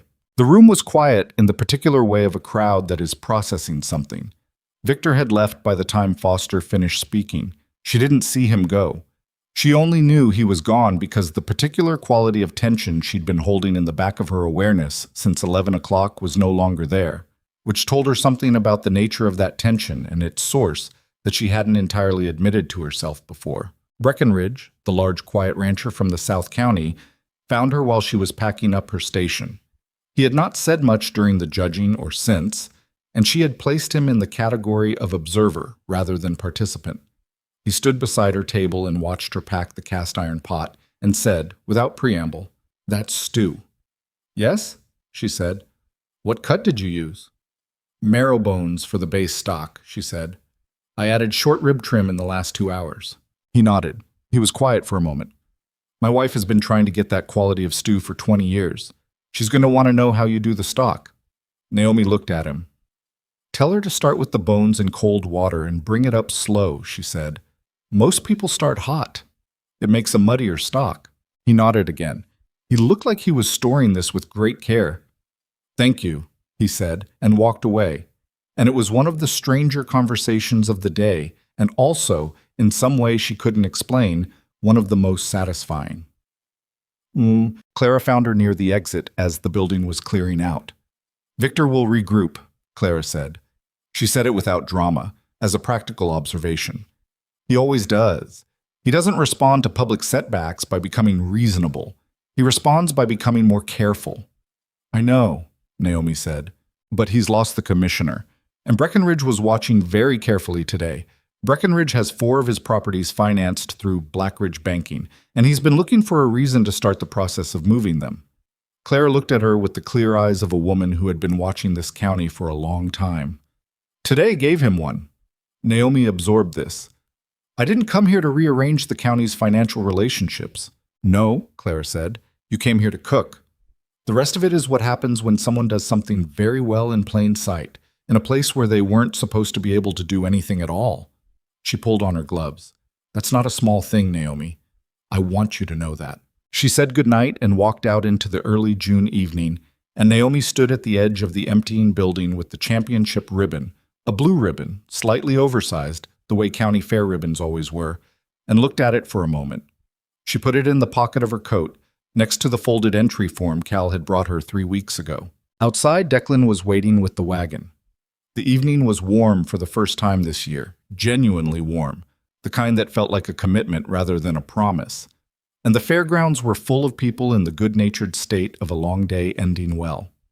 She climbed up to the wagon seat and he handed her the reins while he secured the crates in the back, and for a moment, sitting there in the evening light with the sounds of the fair around her, she felt something she had been working toward for so long that she'd almost forgotten what it felt like to have it. The uncomplicated sense of being exactly where she was supposed to be, having done exactly what she was capable of doing, in front of exactly the people who needed to see it. Declan climbed up beside her and took the reins back. Ready? He said. Yes, she said. He turned the wagon toward home. The ride back from the fairgrounds took 40 minutes, and they spent most of it in the particular quiet of 2 people who have been through something together and are still in the process of understanding what it was. The evening had cooled but not gone cold. The first real warmth of the season had broken through and was holding, the way it sometimes did in early June when the territory finally stopped pretending winter wasn't finished. Stars were coming out above the eastern hills. The road back to Silvercrest was familiar to her now, in a way that December's dark ride had not prepared her for. She knew the creek crossing, the dead cottonwood, the long curve before the ranch lights came into view. She had ridden this road in daylight and darkness enough times that her body knew it before her eyes did. Declan drove without speaking. He was not a man who filled silence with noise, which was something she had come to value about him over the months. The silence he kept was never dismissive, never a wall. It was more like the silence of someone who was actually thinking, who took things seriously enough not to reach for the first word that presented itself. Somewhere past the creek crossing, he said, Foster will do what he said. I believe him, she said. He's not a man who makes public statements he doesn't intend to follow through on. He paused. Victor will feel that. The commissioner's voice in this county carries weight with the people Victor needs most. She looked out at the dark hills. Clara said he'll regroup. He will. That's how he operates. He doesn't quit. He recalculates. Declan's hands were easy on the reins, the way they always were with horses. But the calculation has changed. Breckenridge has been looking for a reason to restructure his financing for 2 years. Today gave him something to point to. She had thought about this on the wagon seat and was still thinking about it, not with satisfaction exactly, but with the sober understanding of consequence. She had not walked into that exhibition building this morning to dismantle Victor Blackridge's financial influence in the county. She had walked in to cook 4 dishes, as well as she knew how to cook them. The rest of it had followed from that, and she was still working out how she felt about being the instrument of consequences she hadn't specifically aimed for. Does it bother you? Declan said. He had a way of reading the direction of her thinking that she had noticed for months without commenting on. Not the outcome, she said. I'm thinking about the distance between what I intended and what happened. They're not incompatible. I know, She stopped. Outside, a nighthawk called from somewhere above the creek bed, that flat nasal sound that meant full summer was close. I went into that kitchen this morning to win a cooking competition. That was the whole of it. I wanted people to see the work and not be able to say it wasn't enough. And they saw it. And they saw it, she agreed. And then Victor lost an ally he's had for 10 years, and Breckenridge started making calculations, and the commissioner apologized in public, and she turned it over.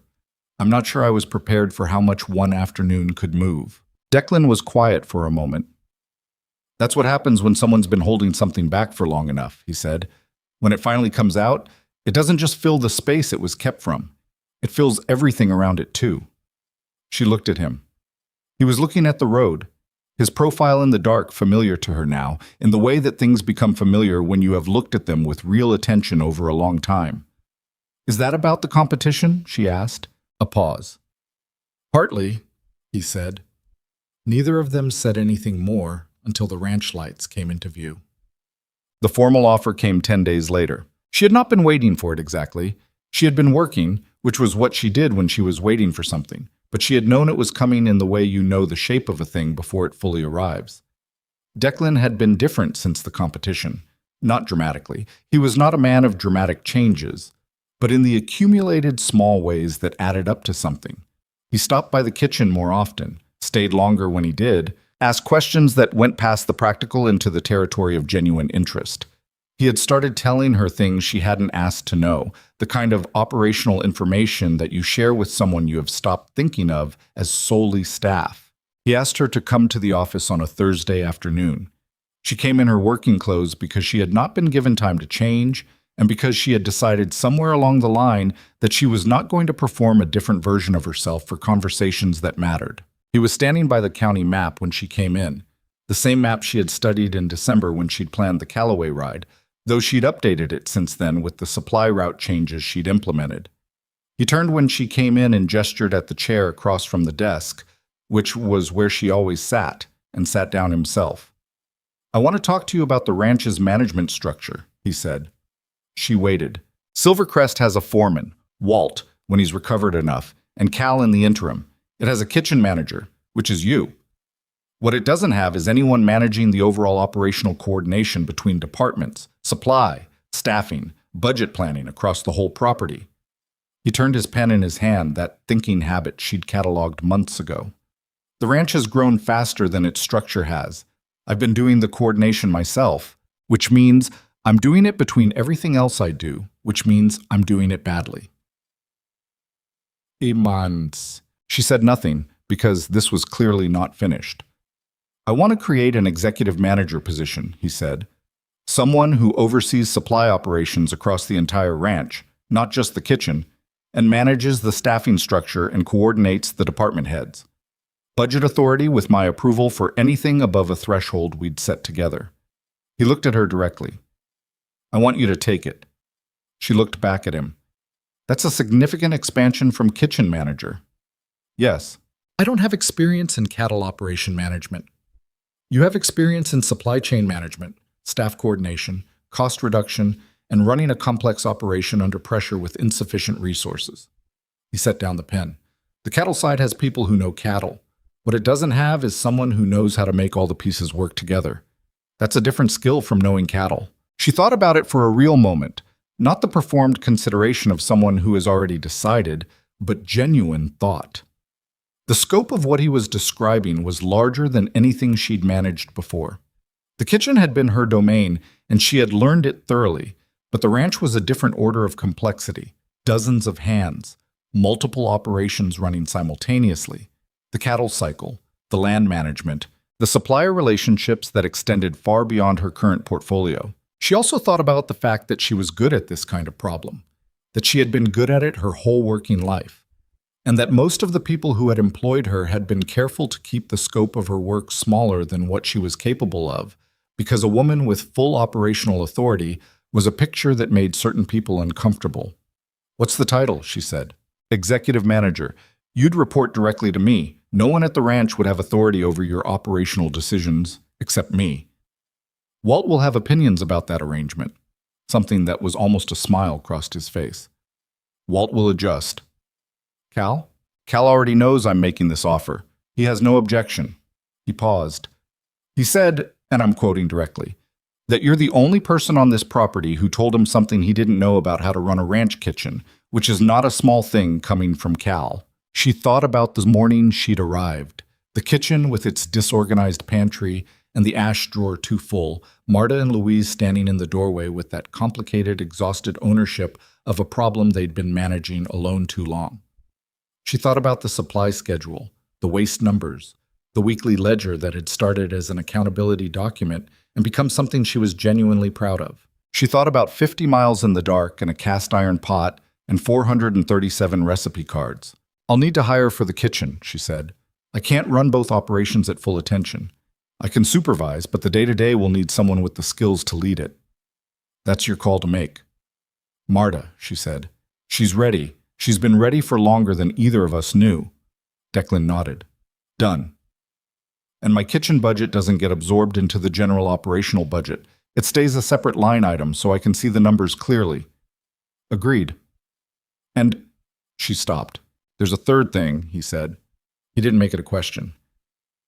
I want to stay in the room for conversations with Victor Blackridge when they concern ranch operations. I don't need to be the person talking, but I want to know what's being said. He looked at her for a long moment. This was the one that cost him something. She could see it, the particular cost of a man who operated by compartmentalizing and was being asked to open one of the compartments wider. She did not move to fill the silence. Yes, he said. She exhaled, not dramatically, just the quiet release of someone who has been holding something and can put it down. Then yes, she said. I'll take it. She told Marta that same evening.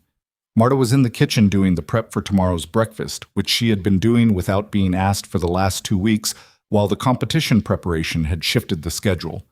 Naomi came in and poured 2 cups of coffee and set one in front of Marta, which reversed what Marta had done for her the night after Clara Dilworth's visit. And Marta looked at it and then looked at her. You're taking a different position, Marta said. It was not a question. Yes, and I want you to take kitchen manager. Marta was quiet. She set down the potato she was peeling. She looked at the counter for a moment in the way of someone who is letting something settle before they respond to it. I've never been a manager, she said. You've been doing the job for 2 weeks while I was focused on the competition. That's different. It isn't, really. Naomi wrapped her hands around her cup. You know this kitchen better than anyone. You know the suppliers, you know the staff, you know the quality standards because you helped build them. She paused. There will be things that don't go right. You'll make decisions that turn out to be wrong, and you'll have to correct them. That's not a reason to say no. That's just the job. Marta picked up the potato again. She turned it in her hands without doing anything with it. Louise won't like being managed by me. Louise will be fine. She respects you more than she admits. A silence.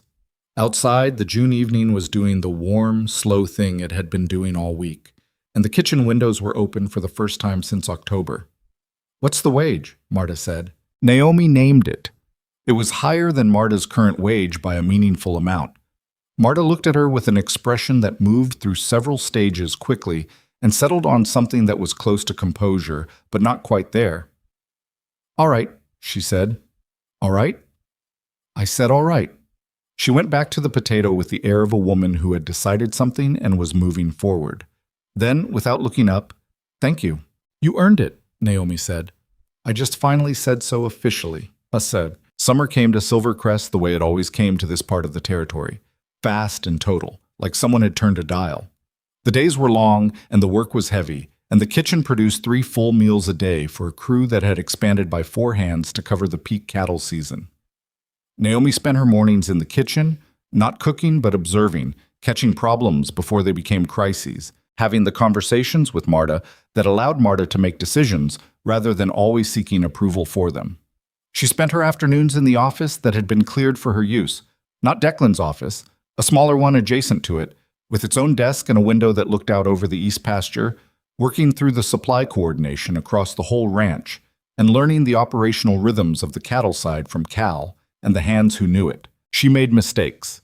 She misread a supply contract in July and ordered twice the amount of salt block the cattle needed, which was an expensive error that Cal pointed out with the particular patience of someone who had expected something like this and was being measured about his response. She fixed it by negotiating a return on half the order and an adjusted schedule for the rest. She noted the type of error, a misreading of unit quantities, and did not make it again. She learned the cattle operation the way she learned everything, by asking questions and listening to the answers and taking notes and asking the follow-up questions that the answers raised. Pete was her primary teacher for the cattle side, which was not something she had arranged intentionally. It had emerged naturally from the fact that Pete was the person who was always present and always willing to explain things without condescension. He brought the same seriousness to explaining cattle management that she'd seen in his approach to everything else. Walt returned to light work in July. He was not what he had been before. The illness had taken something that Dr. Holt said might not fully come back, a reserve of physical endurance that had been drawn down too far. But he was present and functional and still the authority on Silvercrest's land and cattle in the way that 30 years of dedication made a person an authority. He accepted the new management structure with the pragmatism of someone who had seen the ranch's operations improve measurably over the preceding months and was not going to argue with results on principle. On his first day back at the main house for meals, he sat at the kitchen table and ate Marta's bread and said, with the elaborate casualness she had learned was his version of a compliment, "Not bad."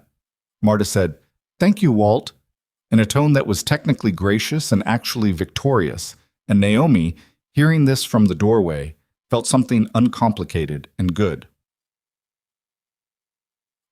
Victor Blackridge came to Silvercrest in August. He came alone this time, no driver, no secretary, arriving mid-morning on a Tuesday when she had known he was coming because Declan had told her the night before, in the office adjacent to his own, going over the supply calendar. "He wants to renegotiate the loan terms," Declan had said. "From a position of weakness or strength?" she asked. "That's what I need to figure out." He'd looked at her. "I want you in the room." "I know." She had not been afraid of Victor in a long time, she realized as she thought about it. She had been cautious of him, cautious in the way you are cautious of someone who has demonstrated the capacity and willingness to cause harm. But that was a different thing from fear. Fear was what she'd felt in December, in Iron Creek, when every door shut in her face and the temperature dropped and the road northeast of town was the only option left. That had been real fear, the fear of a person with limited resources running out of them. What she felt about Victor Blackridge was more like the vigilance of someone who had learned to read a particular kind of problem and knew how to manage it. The meeting was in Declan's office. Victor came in, saw her, and the recognition of her presence in the room moved across his face in a way he controlled quickly. He sat down. Declan sat across from him. Naomi sat to Declan's left, with the current year's ranch financial summary in front of her. Victor opened with the terms he wanted, a restructured repayment schedule that extended the loan period but increased the effective interest over the longer term. It was framed as a favor, which was how Victor framed most things that were not favors. Declan listened. He let Victor finish completely before saying anything, which was both his natural manner and, in this context, a negotiating tool. Then Declan said, "Naomi." She opened the financial summary and turned it to face Victor. "The ranch's operating costs are down 18% from this time last year," she said. "The food cost reduction accounts for roughly a third of that. The supply restructuring accounts for another third. The remaining third comes from the staffing efficiency improvements Cal implemented based on the workflow changes made across departments." She kept her voice even and factual. "The net result is that Silvercrest is in a stronger financial position than it was when the current loan terms were negotiated. A restructuring that extends the term and increases the effective rate is not something that the current financials support accepting." Victor looked at her for a long moment. He had learned over the past months that she was not going to be rattled by being looked at. "These projections assume conditions remain stable," he said. "They're based on trailing 6-month actuals," she said. "Not projections." A pause. Victor looked at Declan. "You've given her access to the financial records." "She produces half of them," Declan said. Victor was quiet for a long moment. He was a man who had built his influence on the gap between what he knew and what everyone else knew, and that gap was narrower in this room than it had ever been in any conversation he'd had at Silvercrest. She watched him recalculate, because he was always recalculating. Clara had been right about that. He did not become reasonable under pressure. He became more careful. "I'll need to take the current terms back to my partners," he said. It was a withdrawal, framed as a delay. She recognized the difference. Of course, Declan said. Take the time you need. Victor left an hour later. In the yard from the office window, she watched him climb into his carriage, and she noticed that he did not look back at the house, which told her something about what the meeting had cost him. Declan came to stand beside her at the window. They watched the carriage move down the ranch road toward the territorial road. He'll come back with something different, Declan said. Yes, and it'll be better terms because he needs this account more than the account needs him, and he knows that now. She turned from the window. He knew it before, probably, but now he knows we know it. Declan looked at her. When I met you, he said, you had $40 and a recipe chest. And a horse I'd rented for $2, she said. Don't forget Greta. That almost smile again, fully present now, the way it had started appearing more regularly over the summer, as if it had decided to stop being occasional. I haven't, he said. She turned back to the financial summary on the desk, because there was still work to finish, and she was a woman who finished things. But she thought about belonging a great deal that summer, which was not something she'd been in the habit of thinking about before. Belonging had always seemed, in her experience, to be a thing that was granted or withheld by other people, a door that was either open or it wasn't, and your job was to find the ones that opened. She had spent most of her working life looking for the open doors and doing her best work once she got through them, and she had been good at both things, and it had still not quite added up to what she was looking for. What she understood now, in a way she hadn't before, was that belonging was not a door. It was not a thing that happened to you when the right person let you in. It was something you built, not quickly, not without difficulty, not without the specific friction of becoming known to people who hadn't known you, and earning something that couldn't be manufactured or performed or argued for. You built it through the daily repetitions of showing up and doing the work, and making the decisions, and absorbing the consequences, and not disappearing when things went hard. She had built it here, not because Silvercrest had decided to let her in. Though Declan's willingness to open the door that December night had mattered, was still mattering, but because she had stayed and worked and ridden 50 miles in the dark, and stood in a county fair exhibition building and cooked 4 dishes in front of everyone who had been listening to reasons why she shouldn't be there and had not allowed any of it to make her smaller than she was. This was what she wanted to tell the younger version of herself, the one who had sat on the steps of a closed general store in Iron Creek with $40 and a recipe chest and the particular loneliness of a person running out of options. Not that it would work out, because she hadn't known that it would, and false comfort was its own kind of cruelty. But that the doing was the thing. That the ride into the dark, when you couldn't see the end of it, was not evidence of recklessness. It was evidence of understanding that waiting for someone to make it safe was just another way of waiting, and she was done with waiting. But she thought... Declan told her how he felt on an evening in late August. It was not a dramatic declaration. He was not a man who made dramatic declarations, and she would not have known what to do with one if he had. It was an evening conversation on the porch of the main house after supper, something that had become a habit over the summer. The two of them sitting outside in the cooling evening going over the next week's operational questions, which was a practical arrangement that had gradually acquired qualities that were not strictly practical. He said, without preamble, and in the middle of a conversation about the fall cattle schedule, I need to say something that isn't about the ranch. She looked at him. He was looking at the east pasture, where the last light was doing its late summer thing on the dry grass, turning it gold in the way that made the territory look like something worth all the trouble it caused. He turned and looked at her directly.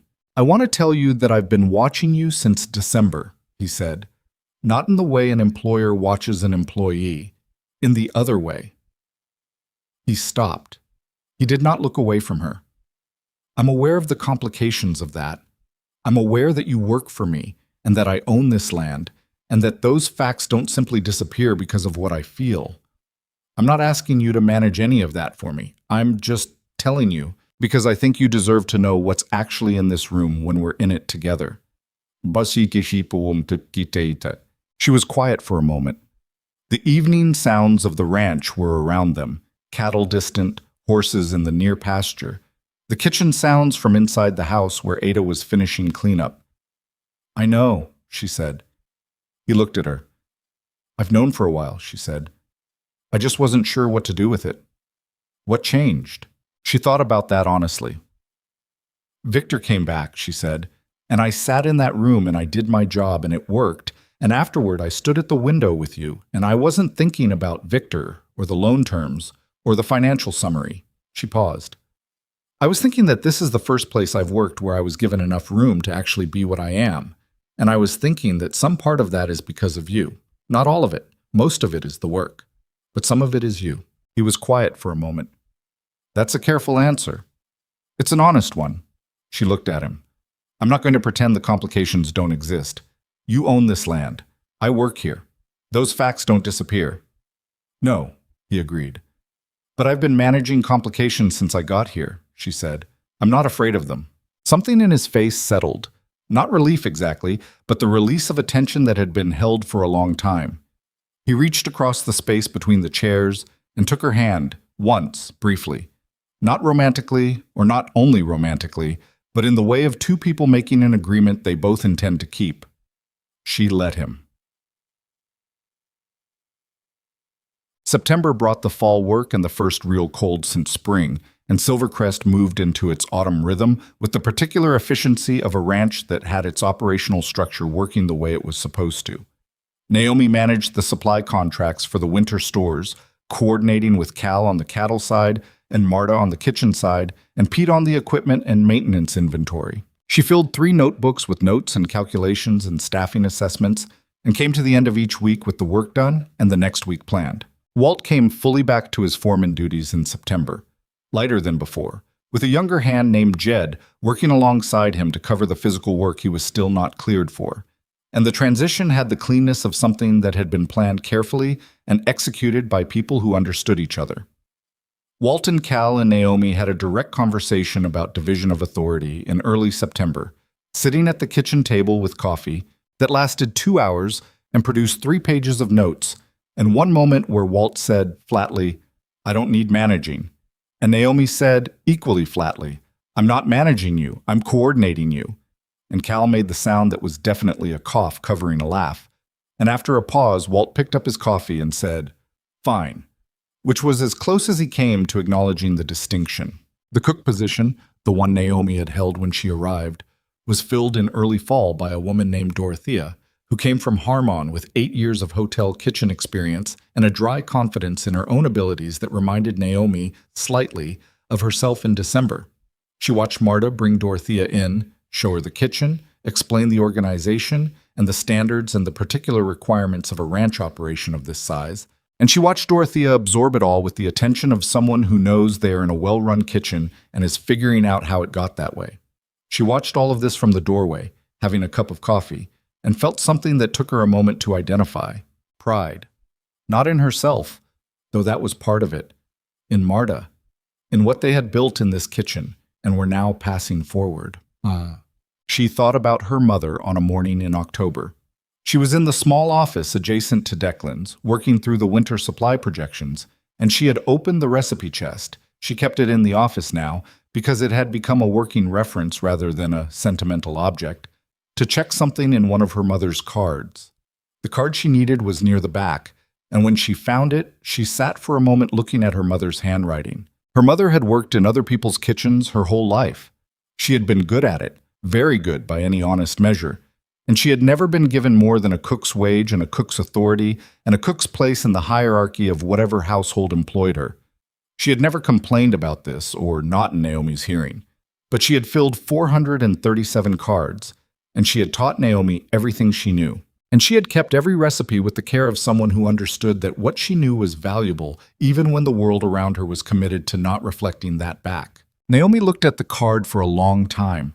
Then she closed the chest. She thought, "I wish you could see this." She thought, "You knew, probably. You knew that the thing you passed to me was not just recipes."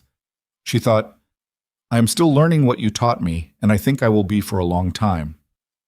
She went back to the projections because the morning was not long enough and the work did not wait, and that was a fact about the world that she had long ago stopped fighting and started using. Bah!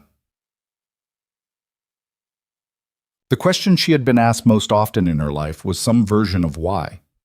Why keep going to a place that wasn't ready for you? Why ride 50 miles in the dark? Why enter all four categories when two would have been enough to make a point?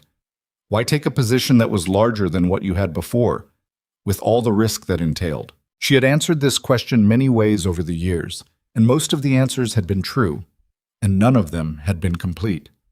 The complete answer was something she'd been working toward without knowing she was working toward it. It was this.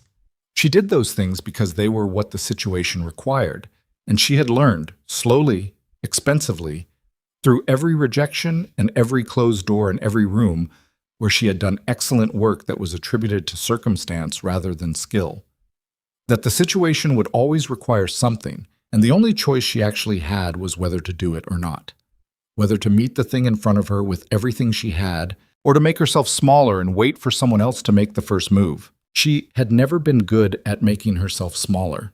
She had tried in the early years because it seemed like the practical approach, the way to avoid friction, to get through the door, to be acceptable to the people who held the doors. It had not worked. It had only ever felt like lying. So she had stopped doing it. She had ridden to Silvercrest in the dark. She had walked into that kitchen and told an employer she could smell that his food wasn't as good as it should be. She had asked for Marta and Louise's wages to be adjusted before she asked for her own. She had ridden to Callaway on a horse that wasn't hers and come back with a doctor in the small hours of a May morning and stood in the kitchen afterward and drunk her coffee and meant it when she said she would do it again. And here was what she had found on the other side of all of that. Not that the world had changed, because it hadn't. There were still people like Victor Blackridge in it, and there always would be. And she was not naive enough to think that one county fair and one loan renegotiation had solved the larger architecture of how people like him operated. The world was the world. It was imperfect and partial and sometimes actively hostile, and pretending otherwise was its own kind of defeat.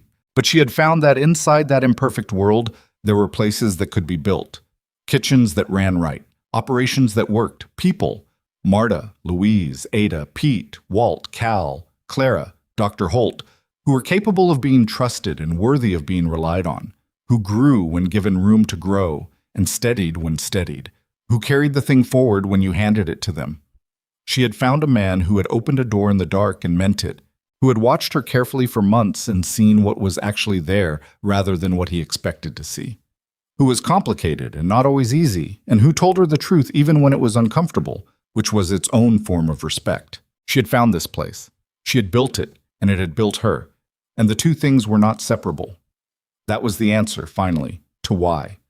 Not because she had known it would work, not because she had been promised anything, because she was who she was, and who she was did not know how to ride in any direction but forward, and forward, it turned out, had been worth going. On a morning in late October, Declan came to the door of her office and stood in the doorway in the way he had, not formally, not urgently, just present, and she looked up from the winter projection she'd been working on. "Walk with me," he said. She put down her pen and went. They walked out past the barn, past the east corral where the horses were moving in the cold morning air, up the rise on the north side of the property where you could see the whole ranch spread out below, the house, the bunkhouses, the barn, the outbuildings, the lanes connecting them, the pastures rolling out to the tree line, the hills beyond. It was a view she had not stood at before, and she understood from the way he'd brought her here that it was something he usually kept to himself. The morning was cold and clear. The first frost had come and gone and come again, and the grass was pale and stiff, and the sky above the hills was the particular blue of October mornings in high country. "I want to say something," he said. "All right." He was looking at the ranch below, his hands in his coat pockets. "I've owned this land for 19 years. I built most of what you can see from here. I know every pasture and every fence line and every head of cattle on the property." He paused. "And in the last 10 months, you've shown me things about my own operation that I didn't know I wasn't seeing. Not because I was careless, because I was looking at it alone." She was quiet. "I'm not good at saying things like this," he said. "You probably know that." "I've noticed," she said. "I'm saying it anyway." He turned and looked at her. "This place is better because you're in it. Not just the kitchen, not just the supply numbers. All of it." He stopped. He was not going to be able to make this elegant, and she could see him accepting that fact in real time, which was one of the things she had come to appreciate about him, his willingness to do something imperfectly rather than not do it. "I'd like you to stay, not just as the manager. I'd like you to stay in the way where you'd be. Here, part of this." She looked at the ranch below. The smoke coming from the kitchen chimney, Marta's kitchen now, with Dorothea and Ada and the particular sound it made in the mornings, the horses in the corral, the pale grass and the pale sky, and the long view. "I'm already here," she said. I know what you mean," she said. She looked at him. "I said, I'm already here." He understood her, which was one of the better things about him. He stood beside her in the cold morning, and they looked at the ranch below and the hills beyond it, and she thought about December, the dark ride, the recipe chest, the $40, the moment when she had sat on the steps of a closed store and made the only choice she'd ever really had, which was to keep going. She had kept going. This was where it had brought her. Not to a perfect life. She was practical enough not to expect that, honest enough not to want it. There would be difficult winters and supply problems and hands who quit at inconvenient times, and Victor Blackridge's next recalculation, and the 100 other complications that were simply the content of a real life rather than an imagined one. She did not need it to be perfect. She needed it to be hers. Standing on the rise above Silvercrest Ranch in the cold October morning, with the smoke rising from the kitchen chimney, and the man beside her who had learned to look at her clearly, and what he saw had not driven him away, she understood that it was. She had ridden into the dark without knowing what she'd find. She had found this. It was enough. It was more than enough. It was the kind of thing that, once you had it, you understood you had been building toward your whole life without ever having the right name for it. She had the name for it now.